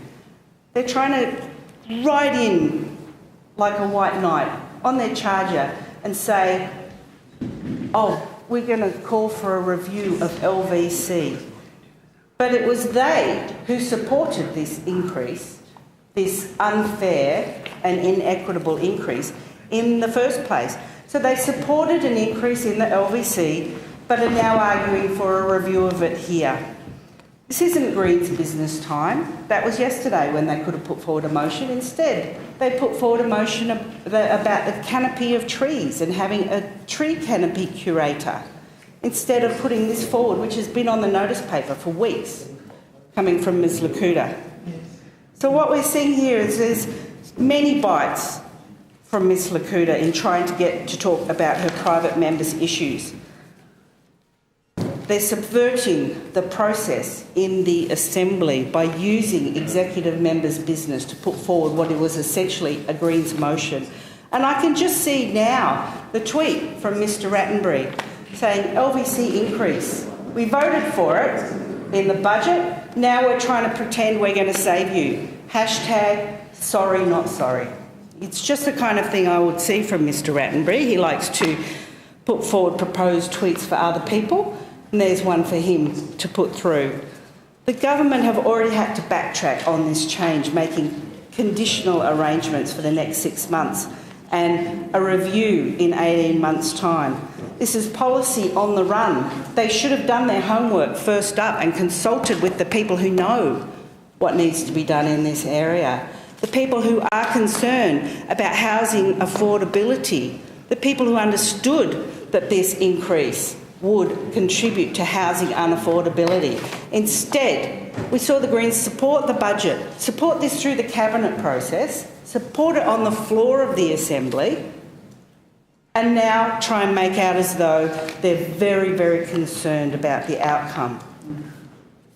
Madam Assistant Speaker, this is not the way to develop good policy. The lease variation charge is something that we on this side have often talked about. It's a policy that has never raised the amount of revenue that the government said it would. We've also seen remission of LVC to certain developers worth millions of dollars, in some cases to people aligned with the Labor Party and the Labor movement. So, Madam Assistant Speaker, I guess the Braddon development is just one example of that, where the charge was levied based on its current use, not on the future use of apartments, and it's just appalling. It's something that is benefiting the union movement here in the ACT. Members, I can't hear Ms. Lorna. The union movement and not bringing, it's a bad tax, it's not bringing in the revenue. We're giving remissions to certain people who are in the know, and they include people aligned with the Labor movement. This, Madam Assistant Speaker, this is where the integrity issues that we've been speaking about for the past few weeks come into play. It's just not good enough that people can subvert the system like this, starting with the Greens, bringing on a motion as a Greens motion and then moving it to executive members' business so that they can have a couple of bites of the cherry. Then also the system itself, the whole LVC system. Oh, we're going to support LVC in the budget, but now we're going to pretend that we're trying to save everyone in the development sector by bringing forward this motion. Madam Assistant Speaker, it's hypocritical. It's absolutely hypocritical to bring forward a motion like this when you've supported it in the budget. And for that reason, we will not be supporting this motion today. It's not appropriate for the government, it seems like the government, it's not appropriate for Mr Rattenbury, as the Greens member, to bring this in. It's walking both sides of the street, approving the budget, but saying we need to do a review because it's so unfair. It's supporting the budget, but saying we have to do a review. So they're saying one thing and doing another. It's all smoke and mirrors, Madam Assistant Speaker. It's having a bet each way. It's having their cake and eating it too. And basically, it's saying to every developer, every potential home buyer and unit buyer in Canberra, hashtag sorry, not sorry. The question is that the motion be agreed to. Those of that opinion say aye. Aye. The contrary, no. No. I declare that the ayes have it. Noes have it. Division called. Ring the bells. Ms Berry for Mr Dospot, Mr Gentleman for Mrs Jones and Mr Pedersen for Mr Milligan.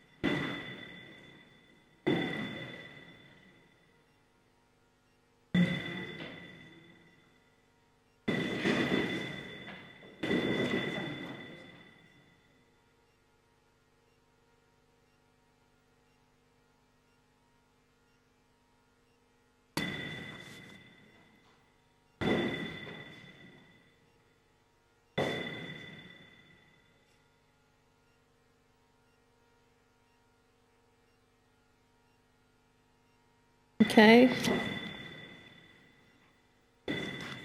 All members who can be present are present. Lock the doors. Motion. Didn't even want to consider. The question is that Mr Rattenbury's motion be agreed to. Clerk.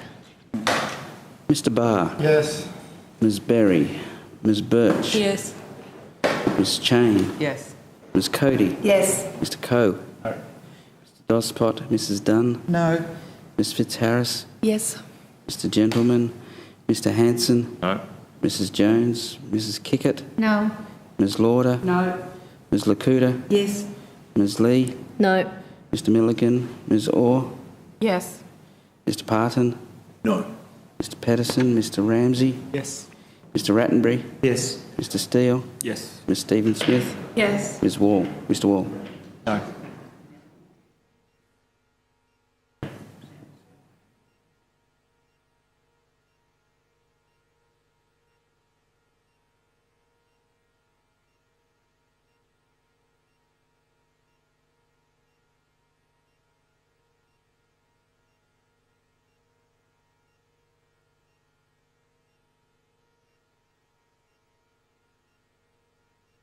The result of the division is ayes 11, noes 8. The question is therefore resolved in the affirmative.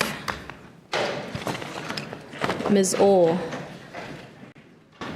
Thank you, Madam Assistant Speaker. I present Report 2 of the Standing Committee on Environment and Transport City Services, entitled Report on Planning, Management and Delivery of Road Maintenance in the ACT, together with a copy of the extracts of the relevant minutes of proceedings. Is someone taking over from you?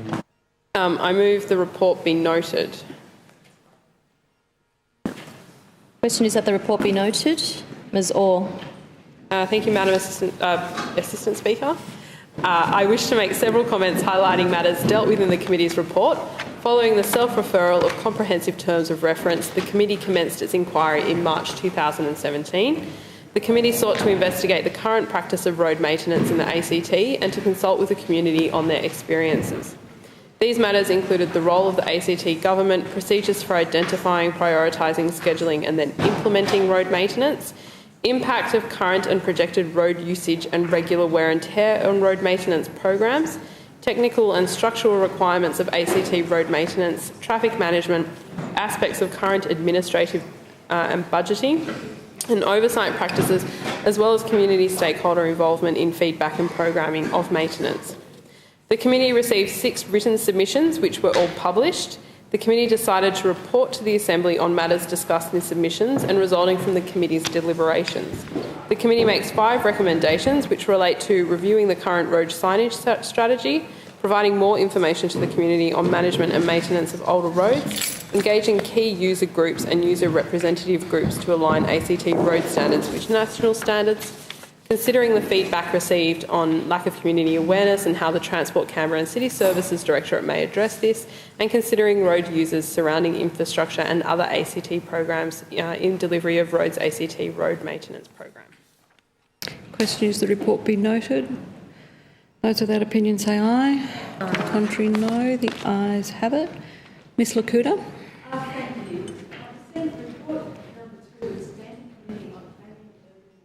Entitled Inquiry into Billboards, including additional comments together with a copy of extracts of the relevant minutes of the proceedings. I move that the report be noted.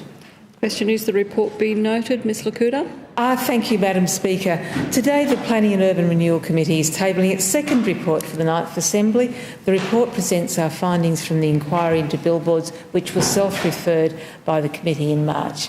The committee was fortunate in receiving a large number of submissions, 166, and we held 3 public hearings, in which we heard from 13 witnesses from the ACT government, the advertising industry, and importantly from the ACT community. The committee would like to acknowledge the contributions made to the inquiry by organisations and individuals who provided submissions and evidence at the public hearings, and thank all those concerned. In particular, I personally would like to thank the other members of the committee, Ms Suzanne Orr, who's the Deputy Chair, Ms Nicole Lauder, Ms Tara Chain and Mr James Milligan. And of course, I would also importantly like to thank the committee secretary, Annemieke Jogaswin. It's clear to the committee that the issue of billboards is an important one to a range of people in the community, and it's so much so that in fact there was a related petition presented to the Assembly. The majority of evidence submitted to the inquiry was not in favour of introduction of billboards in the ACT. However, some evidence provided to the committee suggested that the properly regulated and enforced advertising on billboards could have positive economic benefits for the ACT. It was very apparent during the inquiry that the committee was not sure what a billboard was or what signage was allowable in Canberra. This highlighted to the committee the inadequacy of and the lack of consistency in the interpretation and enforcement of the current rules and regulations for advertising signage.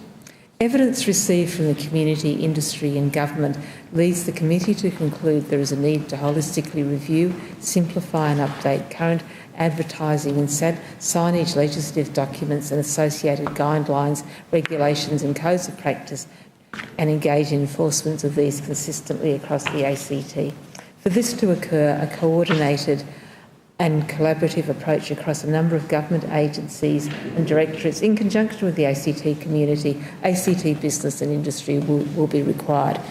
Therefore, the committee's key recommendation is Recommendation 1, which recommends a review and potential update of the Signs General Code ACT Public Unleased Land Act 2013, Planning and Development Act 2007 and associated regulations and code of practice. This review is to be completed by 2019. The 13 other recommendations concentrate primarily on the issues that the government should consider in this review, and they also focus on improvements to the regulatory regime.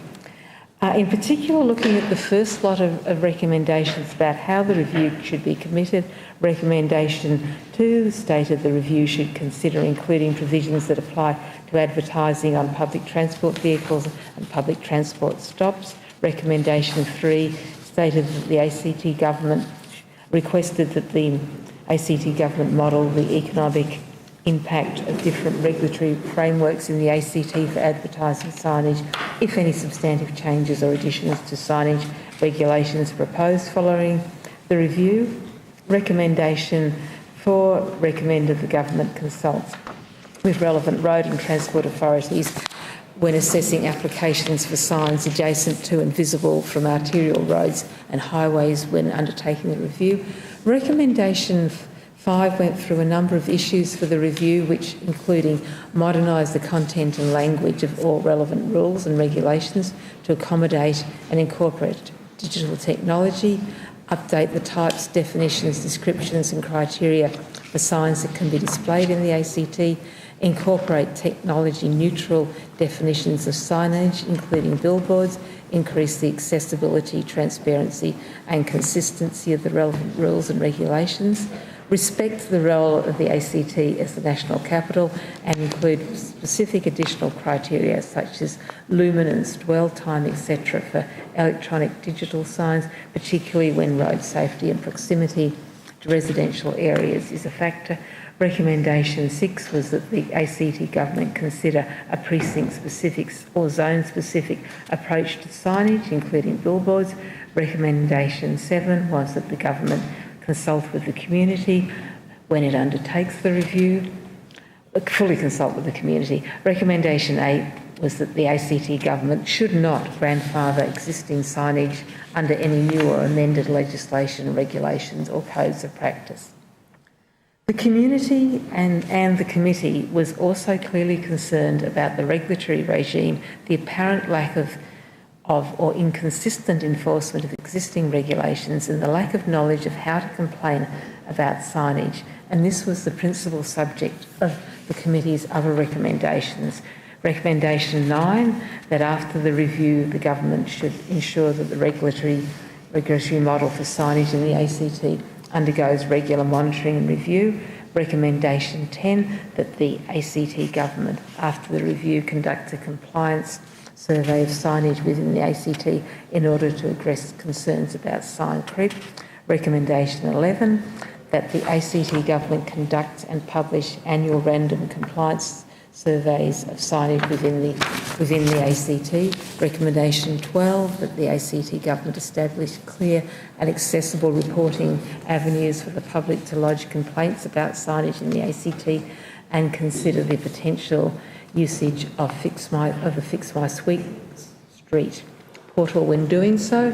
Recommendation 13, that the ACT government, after the review, establish information and awareness campaigns about how to make a complaint in relation to advertising content, advertising signage and advertising signage locations and what kind of compliance action can be taken. And finally, recommendation 14, which is that the ACT government ensure that advertisers seeking to place advertisements in the ACT have access to appropriate advice and regulatory guidance.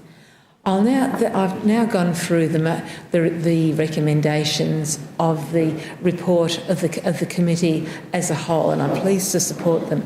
I also am now going to speak for me as Caroline Lakuta, because keen readers will find that there are additional comments at the back of the report, which I make in my individual capacity.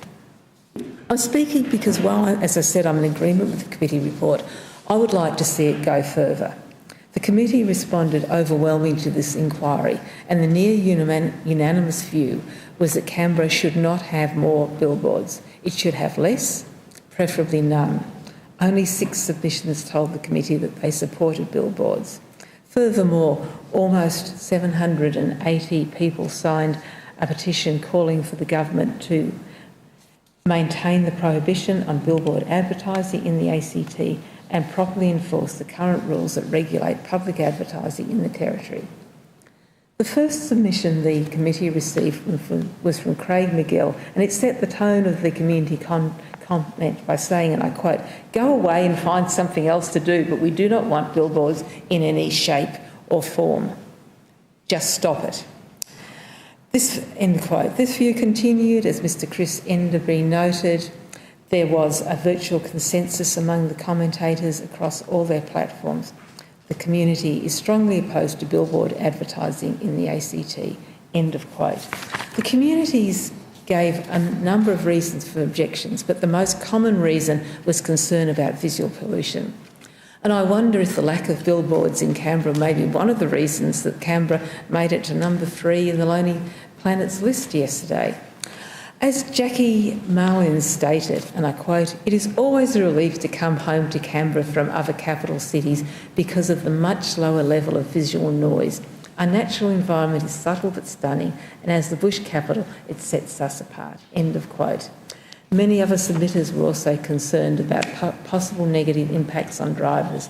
As Neville Hill stated, and I quote, "Outdoor advertising on highways, etc. exists solely to distract drivers. Why else would it be there?" End quote. Many submitters, I'm afraid, assumed that the reason to consider more billboards was government and commercial revenue, and they were offended by this. As Stuart McMillan put, and I quote, "I object to billboard advertising because it privatises the public spaces of our city. We enter a situation where certain advertisers profit and the rest of the community suffers visual pollution at the expense of a few winners." End quote. This was not the only concern about advertising. As Liam Lilly stated, and I quote, "Canberra has the biggest ecological footprint in Australia. We don't need more advertising to promote mindless consumerism and convince us to buy more things.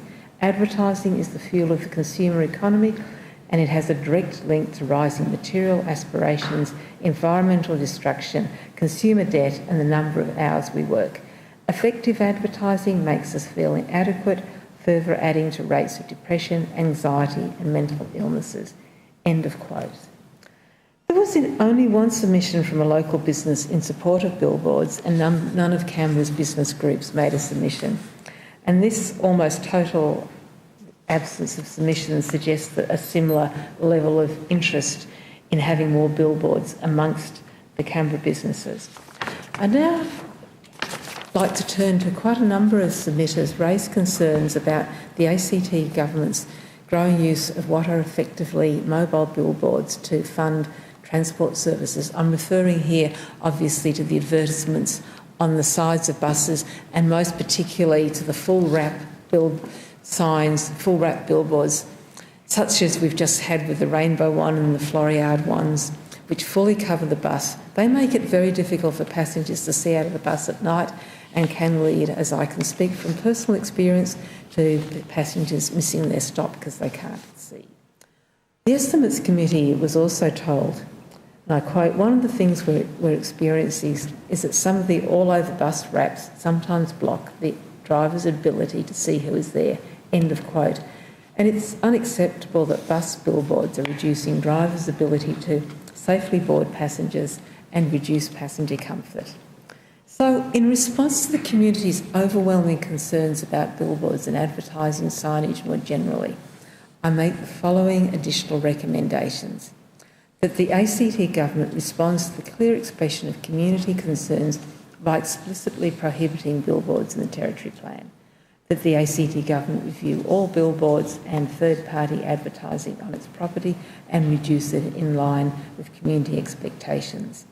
That the ACT Government phase out bus wrap billboards which cover the window of buses in recognition of the concerns of bus users and drivers. That the ACT Government tighten advertising signage regulations in the Territory Plan to prohibit third-party advertising on all signage, reduce the maximum permitted size of other business advertising signage, and close loopholes that allow billboards and other very large signs on the grounds they are temporary or ancillary usage. I commend the report to the Assembly. The question is that the report be noted. Those of that opinion say aye. Aye. To the contrary, no. The ayes have it. Mrs. Kickett. Yes. Pursuant to Standing Order 246A, I wish to make a statement on behalf of the Standing Committee on Education, Employment and Youth Affairs.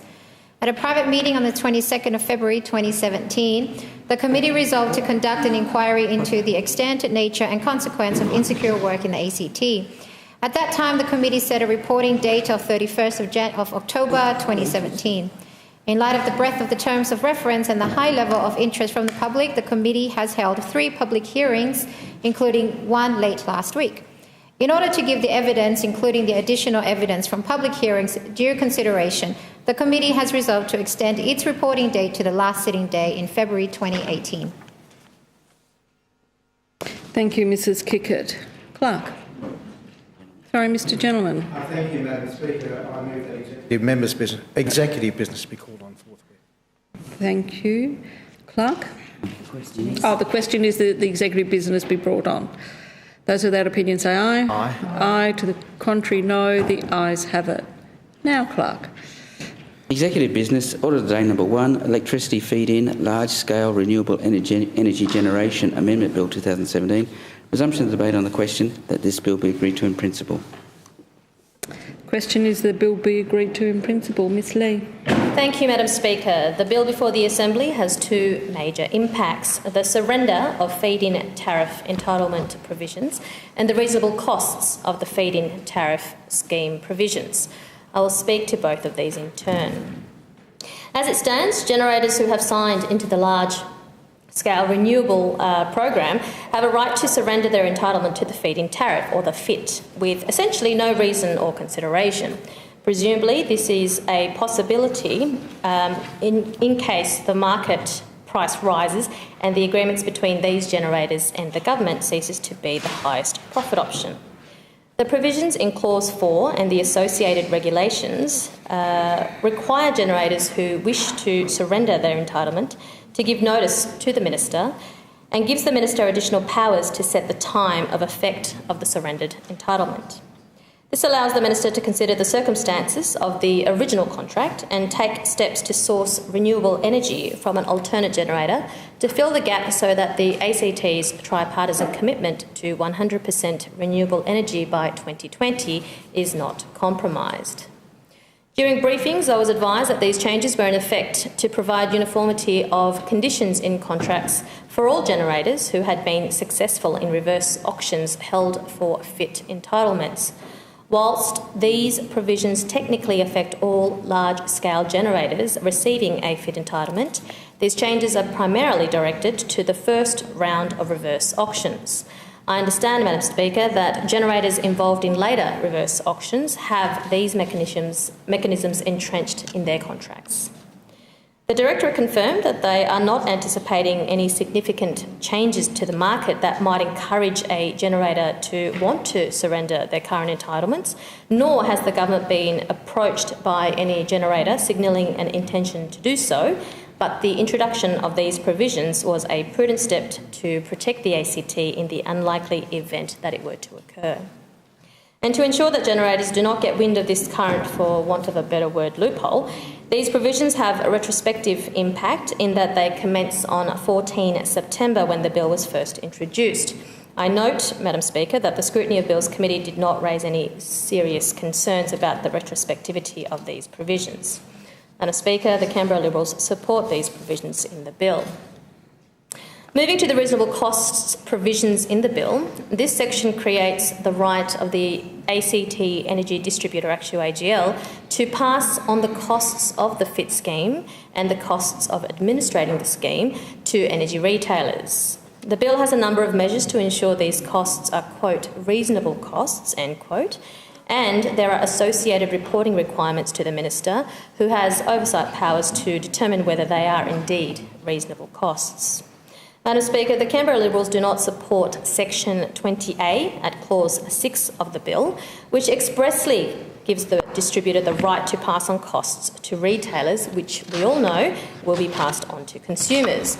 And I will speak more on this and move some amendments when we get to the detail stage. Although I acknowledge the reality that any cost of providing electricity is, in one way or another, ultimately passed on to consumers, the government should be looking at every possible way it can to keep energy prices down for all Canberrans. To include, Madam Speaker, an express right by legislation to allow costs to be passed on from the distributor to retailers flies in the face of the other provisions in this bill, which specifically and carefully purports to prevent the distributor from passing on costs to retailers and in turn consumers willy-nilly. Subject to the amendments that I will move in the detail stage, Madam Speaker, we support the reasonable costs framework that is contained in the remainder of the bill. Thank you, Ms Lee. The question is the bill be agreed to in principle? Mr Rattenbury. Thank you, Madam Speaker, and I thank Ms Lee for her comments on the bill.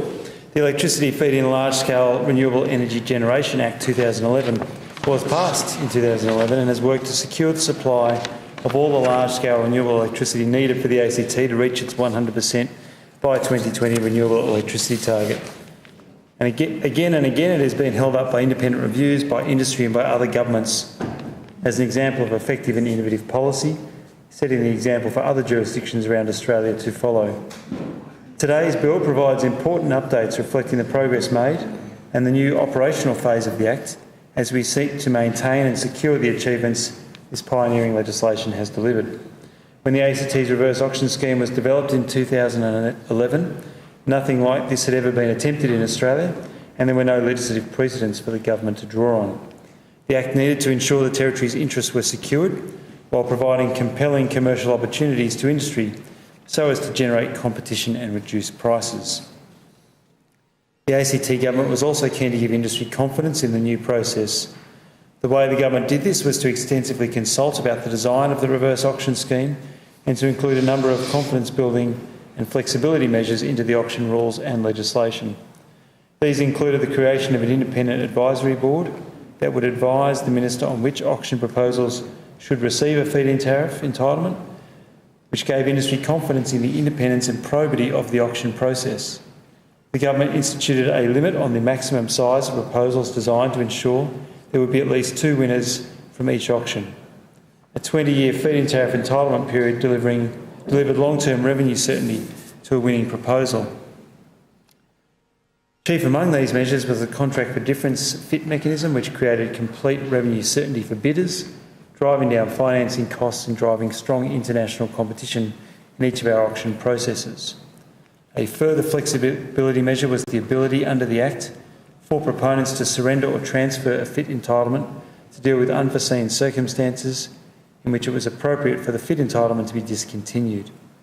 Proponents could apply in writing to the Minister for a surrender or transfer of their entitlement, which the Minister would then confirm by written notice, with the inclusion of the day and time that the surrender would take effect.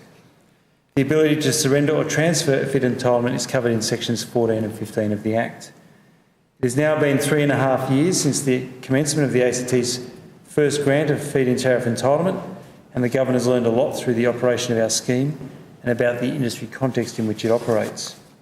The government now considers that the right of proponents to surrender their fit entitlement can be better balanced against the need of the government to maintain its renewable electricity supplies. No one can predict the future, and market conditions may change in a way that might incentivise an entitlement holder to consider a surrender. A review by Jacobs Australia conducted under the Act of last year's Next Generation Renewables auction and of the Act itself that I tabled in the Legislative Assembly in August warned about the long-term possibility of fit entitlement surrenders. The review said that, given the ACT's fits are not adjusted for inflation, the National Renewable Energy Target Scheme is due to finish in 2030, and that over time wholesale electricity prices are likely to rise, there is a risk that fit entitlement holders might contemplate a surrender. If a surrender of an entitlement was brought forward, it is important that the responsible minister has time to consider and secure alternative renewable energy supplies so as to not put renewable electricity supplies in doubt. It is also important that industry has transparency of the government's interests in this matter and the potential delay that may arise between the offer of an entitlement for surrender and the date set by the minister at which surrender takes effect. Today's amendment bill introduces new matters that the minister must consider when determining the day and time that a surrender takes effect under section 14 of the Act. These new matters include the objectives of the Act, other fit entitlements that have been granted, and most importantly, how long it would take the Territory to secure an alternative source of renewable electricity that is of equivalent quantity to the entitlement being surrendered. The intent of these changes is not to empower the Minister to deny any entitlement surrender. That fit entitlement holder right remains, but rather to allow the Territory enough time to secure an alternative supply of renewable electricity equal to that being surrendered. That way, the Territory can protect the integrity of its 100% by 2020 renewable electricity target, and the ACT residents can rest assured that the target is safe. Because the renewable electricity target provides nearly all of the emission reduction required for the Territory to reach its 40% reduction on 1990 level emissions by 2020 greenhouse gas target, it is important that it is not jeopardised by fit entitlement surrenders. This change provides greater clarity for government and industry regarding the operation of section 14 of the Act. The parts of the amendment bill that relate to fit surrenders, new section 14.4, and the new electricity feed-in large-scale renewable energy generation regulation 2017 have effect from 14 September 2017, while the other provisions of the amendment bill commence on the day after the Act's notification day. This is because there is a small risk that a fit entitlement holder may seek to surrender its entitlement before the amendment bill is passed and notified. This is a precautionary measure. This will ensure that all surrenders will be treated equally and operate under the new regulation that prescribes matters the Minister must consider when fixing the day and time that the surrender of a fit entitlement takes effect. As detailed in the explanatory statement, the retrospective provisions in this bill are reasonable and justified, and I do refer members to that discussion. All other provisions of the amendment bill commence on the day after the Act's notification day. One of the remarkable outcomes of the contract for difference fit mechanism is that it provides a hedge for the ACT community against rising wholesale electricity costs. As market wholesale prices go up, our feed-in tariff costs go down. In the first half of 2017, Australia's wholesale market achieved record average prices following the closure of the Hazelwood Power Station in Victoria. Average pool prices in Victoria and South Australia, where our current wind farms are operating, rose from around $40 to $60 to around $80 to $100 per megawatt hour. When this occurs, rather than the ACT paying money to our contracted wind farms, they pay us, and this filters back through to the consumer. This was the outcome for the second quarter of 2017, and this is an occurrence that Jacobs, through its independent review, expects may become more frequent in the medium to long term. The ACT electricity distributor, currently ActewAGL Distribution, pays the FIT support payments to FIT entitlement holders once they begin generating. The first ACT FIT supported generator, the 20 megawatt Royale solar farm, began generating in August 2014, and there are now 6 wind and solar farms generating FIT supported output, with 4 more to come online by October 2019. As our renewable electricity percentage increases, so will the value of FIT support payments paid to or by the electricity distributor. As the value of the FIT support payments increase, so does the need for the ACT government to have strong oversight of them. To date, the government has worked closely and effectively with ActewAGL Distribution each year when it determines the cost of FIT support payments that it will pass on in each forthcoming financial year. The amendment bill formalises this process by requiring the ACT electricity distributor to apply to the Minister by 31 December each year for a reasonable cost of FIT support to be applied by it in the upcoming financial year. Once the application is received, the Minister must make a determination of what exactly the reasonable cost should be within 2 months. The Minister's determination will become the maximum amount that the electricity distributor can pass on for FIT support payments. The reasonable cost as determined by the Minister will also include the ACT electricity distributor's cost of administering the FIT support payment scheme, reflecting the additional requirements imposed by the Act for it to effectively administer this important government policy. If the electricity distributor is dissatisfied with the Minister's reasonable cost determination, it can apply to the ACT Civil and Administrative Tribunal for a review. ACAT already handles a wide range of disparate matters. Its decisions are reviewable by the Supreme Court, and it has the ability to engage expert assistance and to appoint specialist assessors to assist it in specified cases, so it is an appropriate body to undertake such a review. The Amendment Bill empowers the Minister to require an audit of the FIT support payment cost information provided by the ACT electricity distributor in its annual applications, and if needs be, also empowers the Minister to determine a methodology to be applied by the ACT electricity distributor when estimating FIT support payment costs in an upcoming financial year. However, it is expected the Minister will use this audit power rarely as a fallback after other options to resolve any matters have been explored. In conclusion, Madam Speaker, the Act has provided robust legislative underpinning for the ACT's reverse auction allocations of feed-in tariff entitlements, which in turn are driving major reductions in the Territory's greenhouse gas emissions. Of this, the Territory can be very proud. As with any pioneering policy, it is important that governments reflect on new information and respond to new challenges as they emerge. In this regard, the Act needs updating with respect to the possible surrender of FIT entitlements and government oversight of the FIT support payment costs passed on by the ACT electricity distributor. After rigorous consideration of all options, the government has developed the amendment bill that addresses the entitlement surrender risk by providing more clarity regarding the time required to secure alternative renewable electricity supplies. The amendment bill also addresses the FIT support payment cost issue by requiring the electricity distributor to make an annual application for the reasonable cost of its FIT support payments that will cap the amount it can pass on for them to ACT electricity consumers via electricity retailers. I commend the bill to the Assembly. Thank you, Mr Rattenbury. The question then is that the bill be agreed to in principle. Those of that opinion say aye. To the contrary, no. Is it the wish of the Assembly to dispense of detail stage? No. The question then to the Assembly to take a bill as a whole. The question is that the bill as a whole be agreed to. Ms Lee.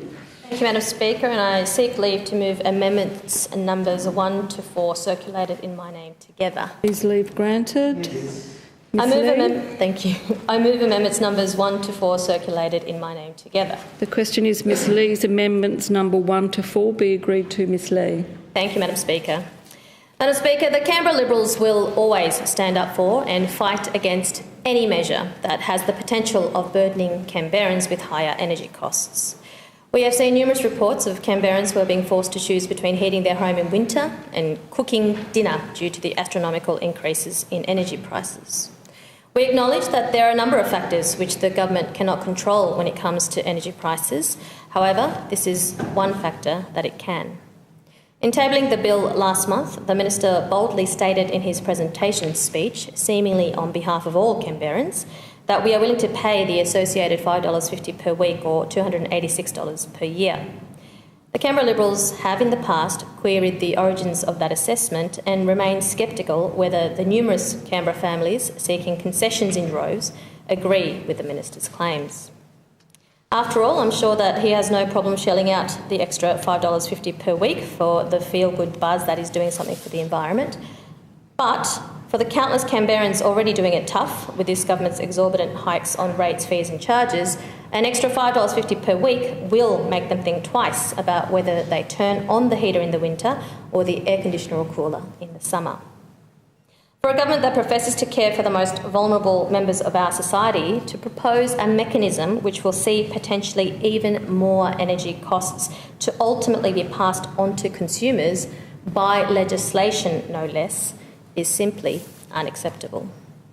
Of course, this lack of appreciation of costs is not a new theme for this government. Only yesterday, Madam Speaker, in speaking to Mr Steele's motion on all things renewable and green, I raised a very valid and a very important point about affordability and reliability. A point which resulted in the Minister for Transport, a very senior member of the government, responding in a way that I found quite frankly insulting when she said, "I am still reeling somewhat from a speech from the opposition spokesperson on this matter, but I think it stands on its own merits or lack thereof." Madam Speaker, the Minister responded to a point I raised about affordability and reliability that she was, quote, reeling.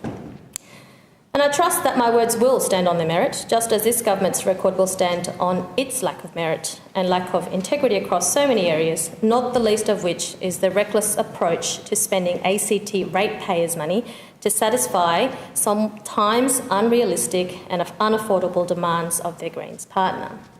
Returning to the needs for our amendment, which unsurprisingly focuses on costs, we do, Madam Speaker, recognise the bill's intent of creating a framework to ensure that costs that may be passed on are, quote, reasonable costs, end quote, and the transparency this scheme creates. And therefore, I am moving the amendment to the bill that removes the express right of the distributor to pass on those costs to retailers, but preserves the framework in determining reasonable costs. And it is disappointing that I understand the government and the crossbench will not be supporting my amendment. It seems, Madam Speaker, that they have their hearts set on achieving an environmental goal at any cost. And it's unacceptable that the cost is going to hit the most vulnerable Canberrans most. The intent of my amendments are to provide a simple but important change to Section 20A in Clause 6 of the bill, in that it seeks to remove the express right of the distributor to pass on costs to retailers. And the amendments have been drafted deliberately to allow the remaining provision in Clause 6, namely the framework in determining reasonable costs and the accountability measures, to be preserved. This will allow, and continue to allow, the Minister's involvement in the reasonable costs determination, but does not expressly bestow on the distributor the right to pass on costs to retailers and, in turn, to consumers. The distributor will still be required to report the payments made under the FIT scheme and associated administrative costs to the Minister, as well as historical data and cost recovery data.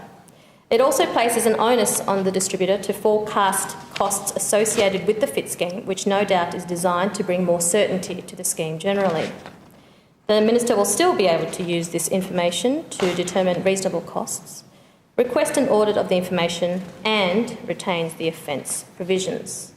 As the Minister has said, this bill will place an obligation on the distributor to make sure that costs are not passed on without a robust framework in which costs are deemed reasonable, and with our amendment, we will continue to keep a close eye on the tripartisan support for a renewable, reliable and affordable approach to energy in the ACT. I commend my amendments of the bill to the Assembly. Thank you, Ms Lee. Question is, are Ms Lee's amendments 1 to 4 be agreed to? Mr Rattenbury. Thank you, Madam Speaker. Well, I understand the intent of Ms Lee's amendment, which is about ensuring we effectively manage costs to household, and that's certainly an objective the government has in this scheme as well, in seeking to achieve good environmental outcomes, positioning the ACT's energy supply in the future, but at the same time making sure that this is an affordable option for Canberrans. Unfortunately, the wording that she has proposed, the advice clearly given to me, is not something that will work in the legislation as it stands. It is important that the legislation is clear about the ability of the distributor to pass through costs to the consumer as part of the feed-in tariff scheme. Ms Lee's proposed amendment prohibits the ACT electricity distributor from passing costs in excess of the reasonable cost determination, which on the face of that is fine, but the wording in the original bill already prohibits this. Ms Lee's revised wording also does not explicitly permit the ACT electricity distributor to pass on the costs of meeting its obligations under the Act, as the original bill permits. This is problematic, as it does not provide the certainty that the distributor requires to properly operate the scheme. Now, on the issue of costs, I should note that consumers are currently paying $2.19 per week for the scheme to deliver 100% electricity from renewable sources. This is something we know the ACT population does support. In 2016, the ACT government commissioned a survey on climate change and energy efficiency. It asked Canberrans how much they would be willing to pay to assist the government to reduce carbon emissions and invest in new infrastructure and technologies.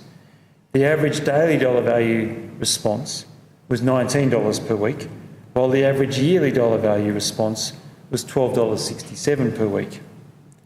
And if you support that framework whereby some amount of costs are passed through to the community, it is important to be clear and explicit in the wording of the legislation.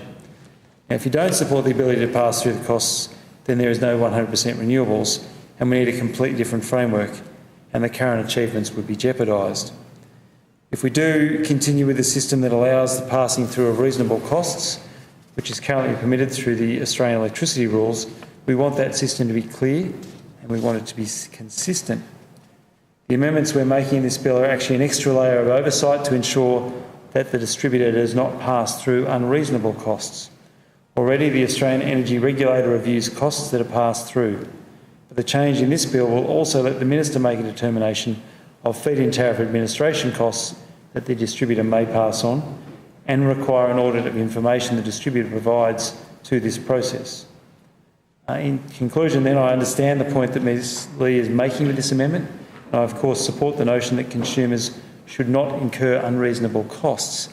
That is an explicit goal of both the original legislation and this bill, but it is important to be clear in the scheme and avoid uncertainty, or we might jeopardise its efficient operation. So on the basis of my advice and my understanding that this would introduce a degree of uncertainty into the legislation, the government will not be supporting the proposed amendment. The question is that Ms Lee's amendments numbers 1 to 4 be agreed to. Those of that opinion say aye. To the contrary, no. No. The noes have it. The ayes have it. Division required. Ring the bells. We have pairs in place. Mr Dosbot and Miss Berry, Mrs Jones and Mr Gentleman, and Milligan and Pedersen.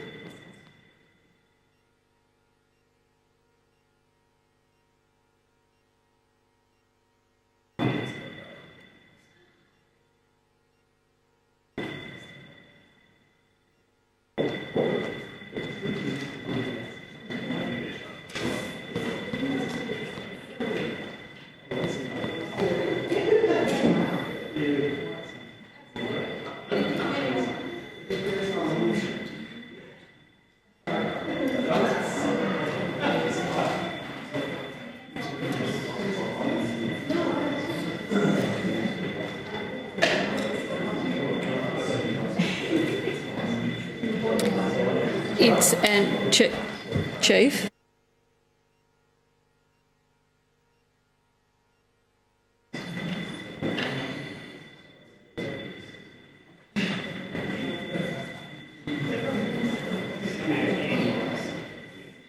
As I understand it, all those that can be present are present. Lock the doors.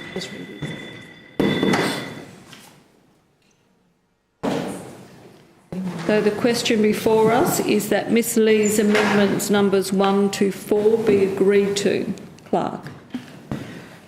Mr Barr? No. Ms Berry? Ms Birch? No. Ms Chain? Ms Cody? No. Mr Coe?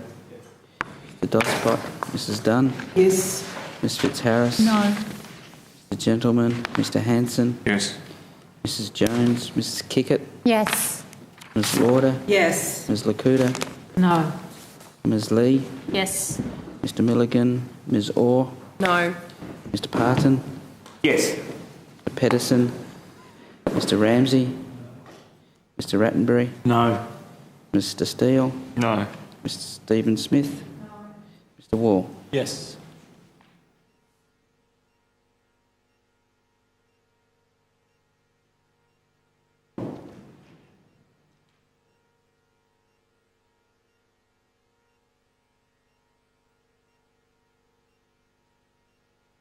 The result of the division is ayes 8, noes 11, therefore it's resolved in the negative. The question now is that the bill as a whole be agreed to. Those of that opinion say aye. To the contrary, no. The ayes have it. The question now is that the bill be agreed to. Those of that opinion say aye. To the contrary, no. The ayes have it. It's the wish of the Assembly to suspend for lunch. The chair will be resumed at 2:30.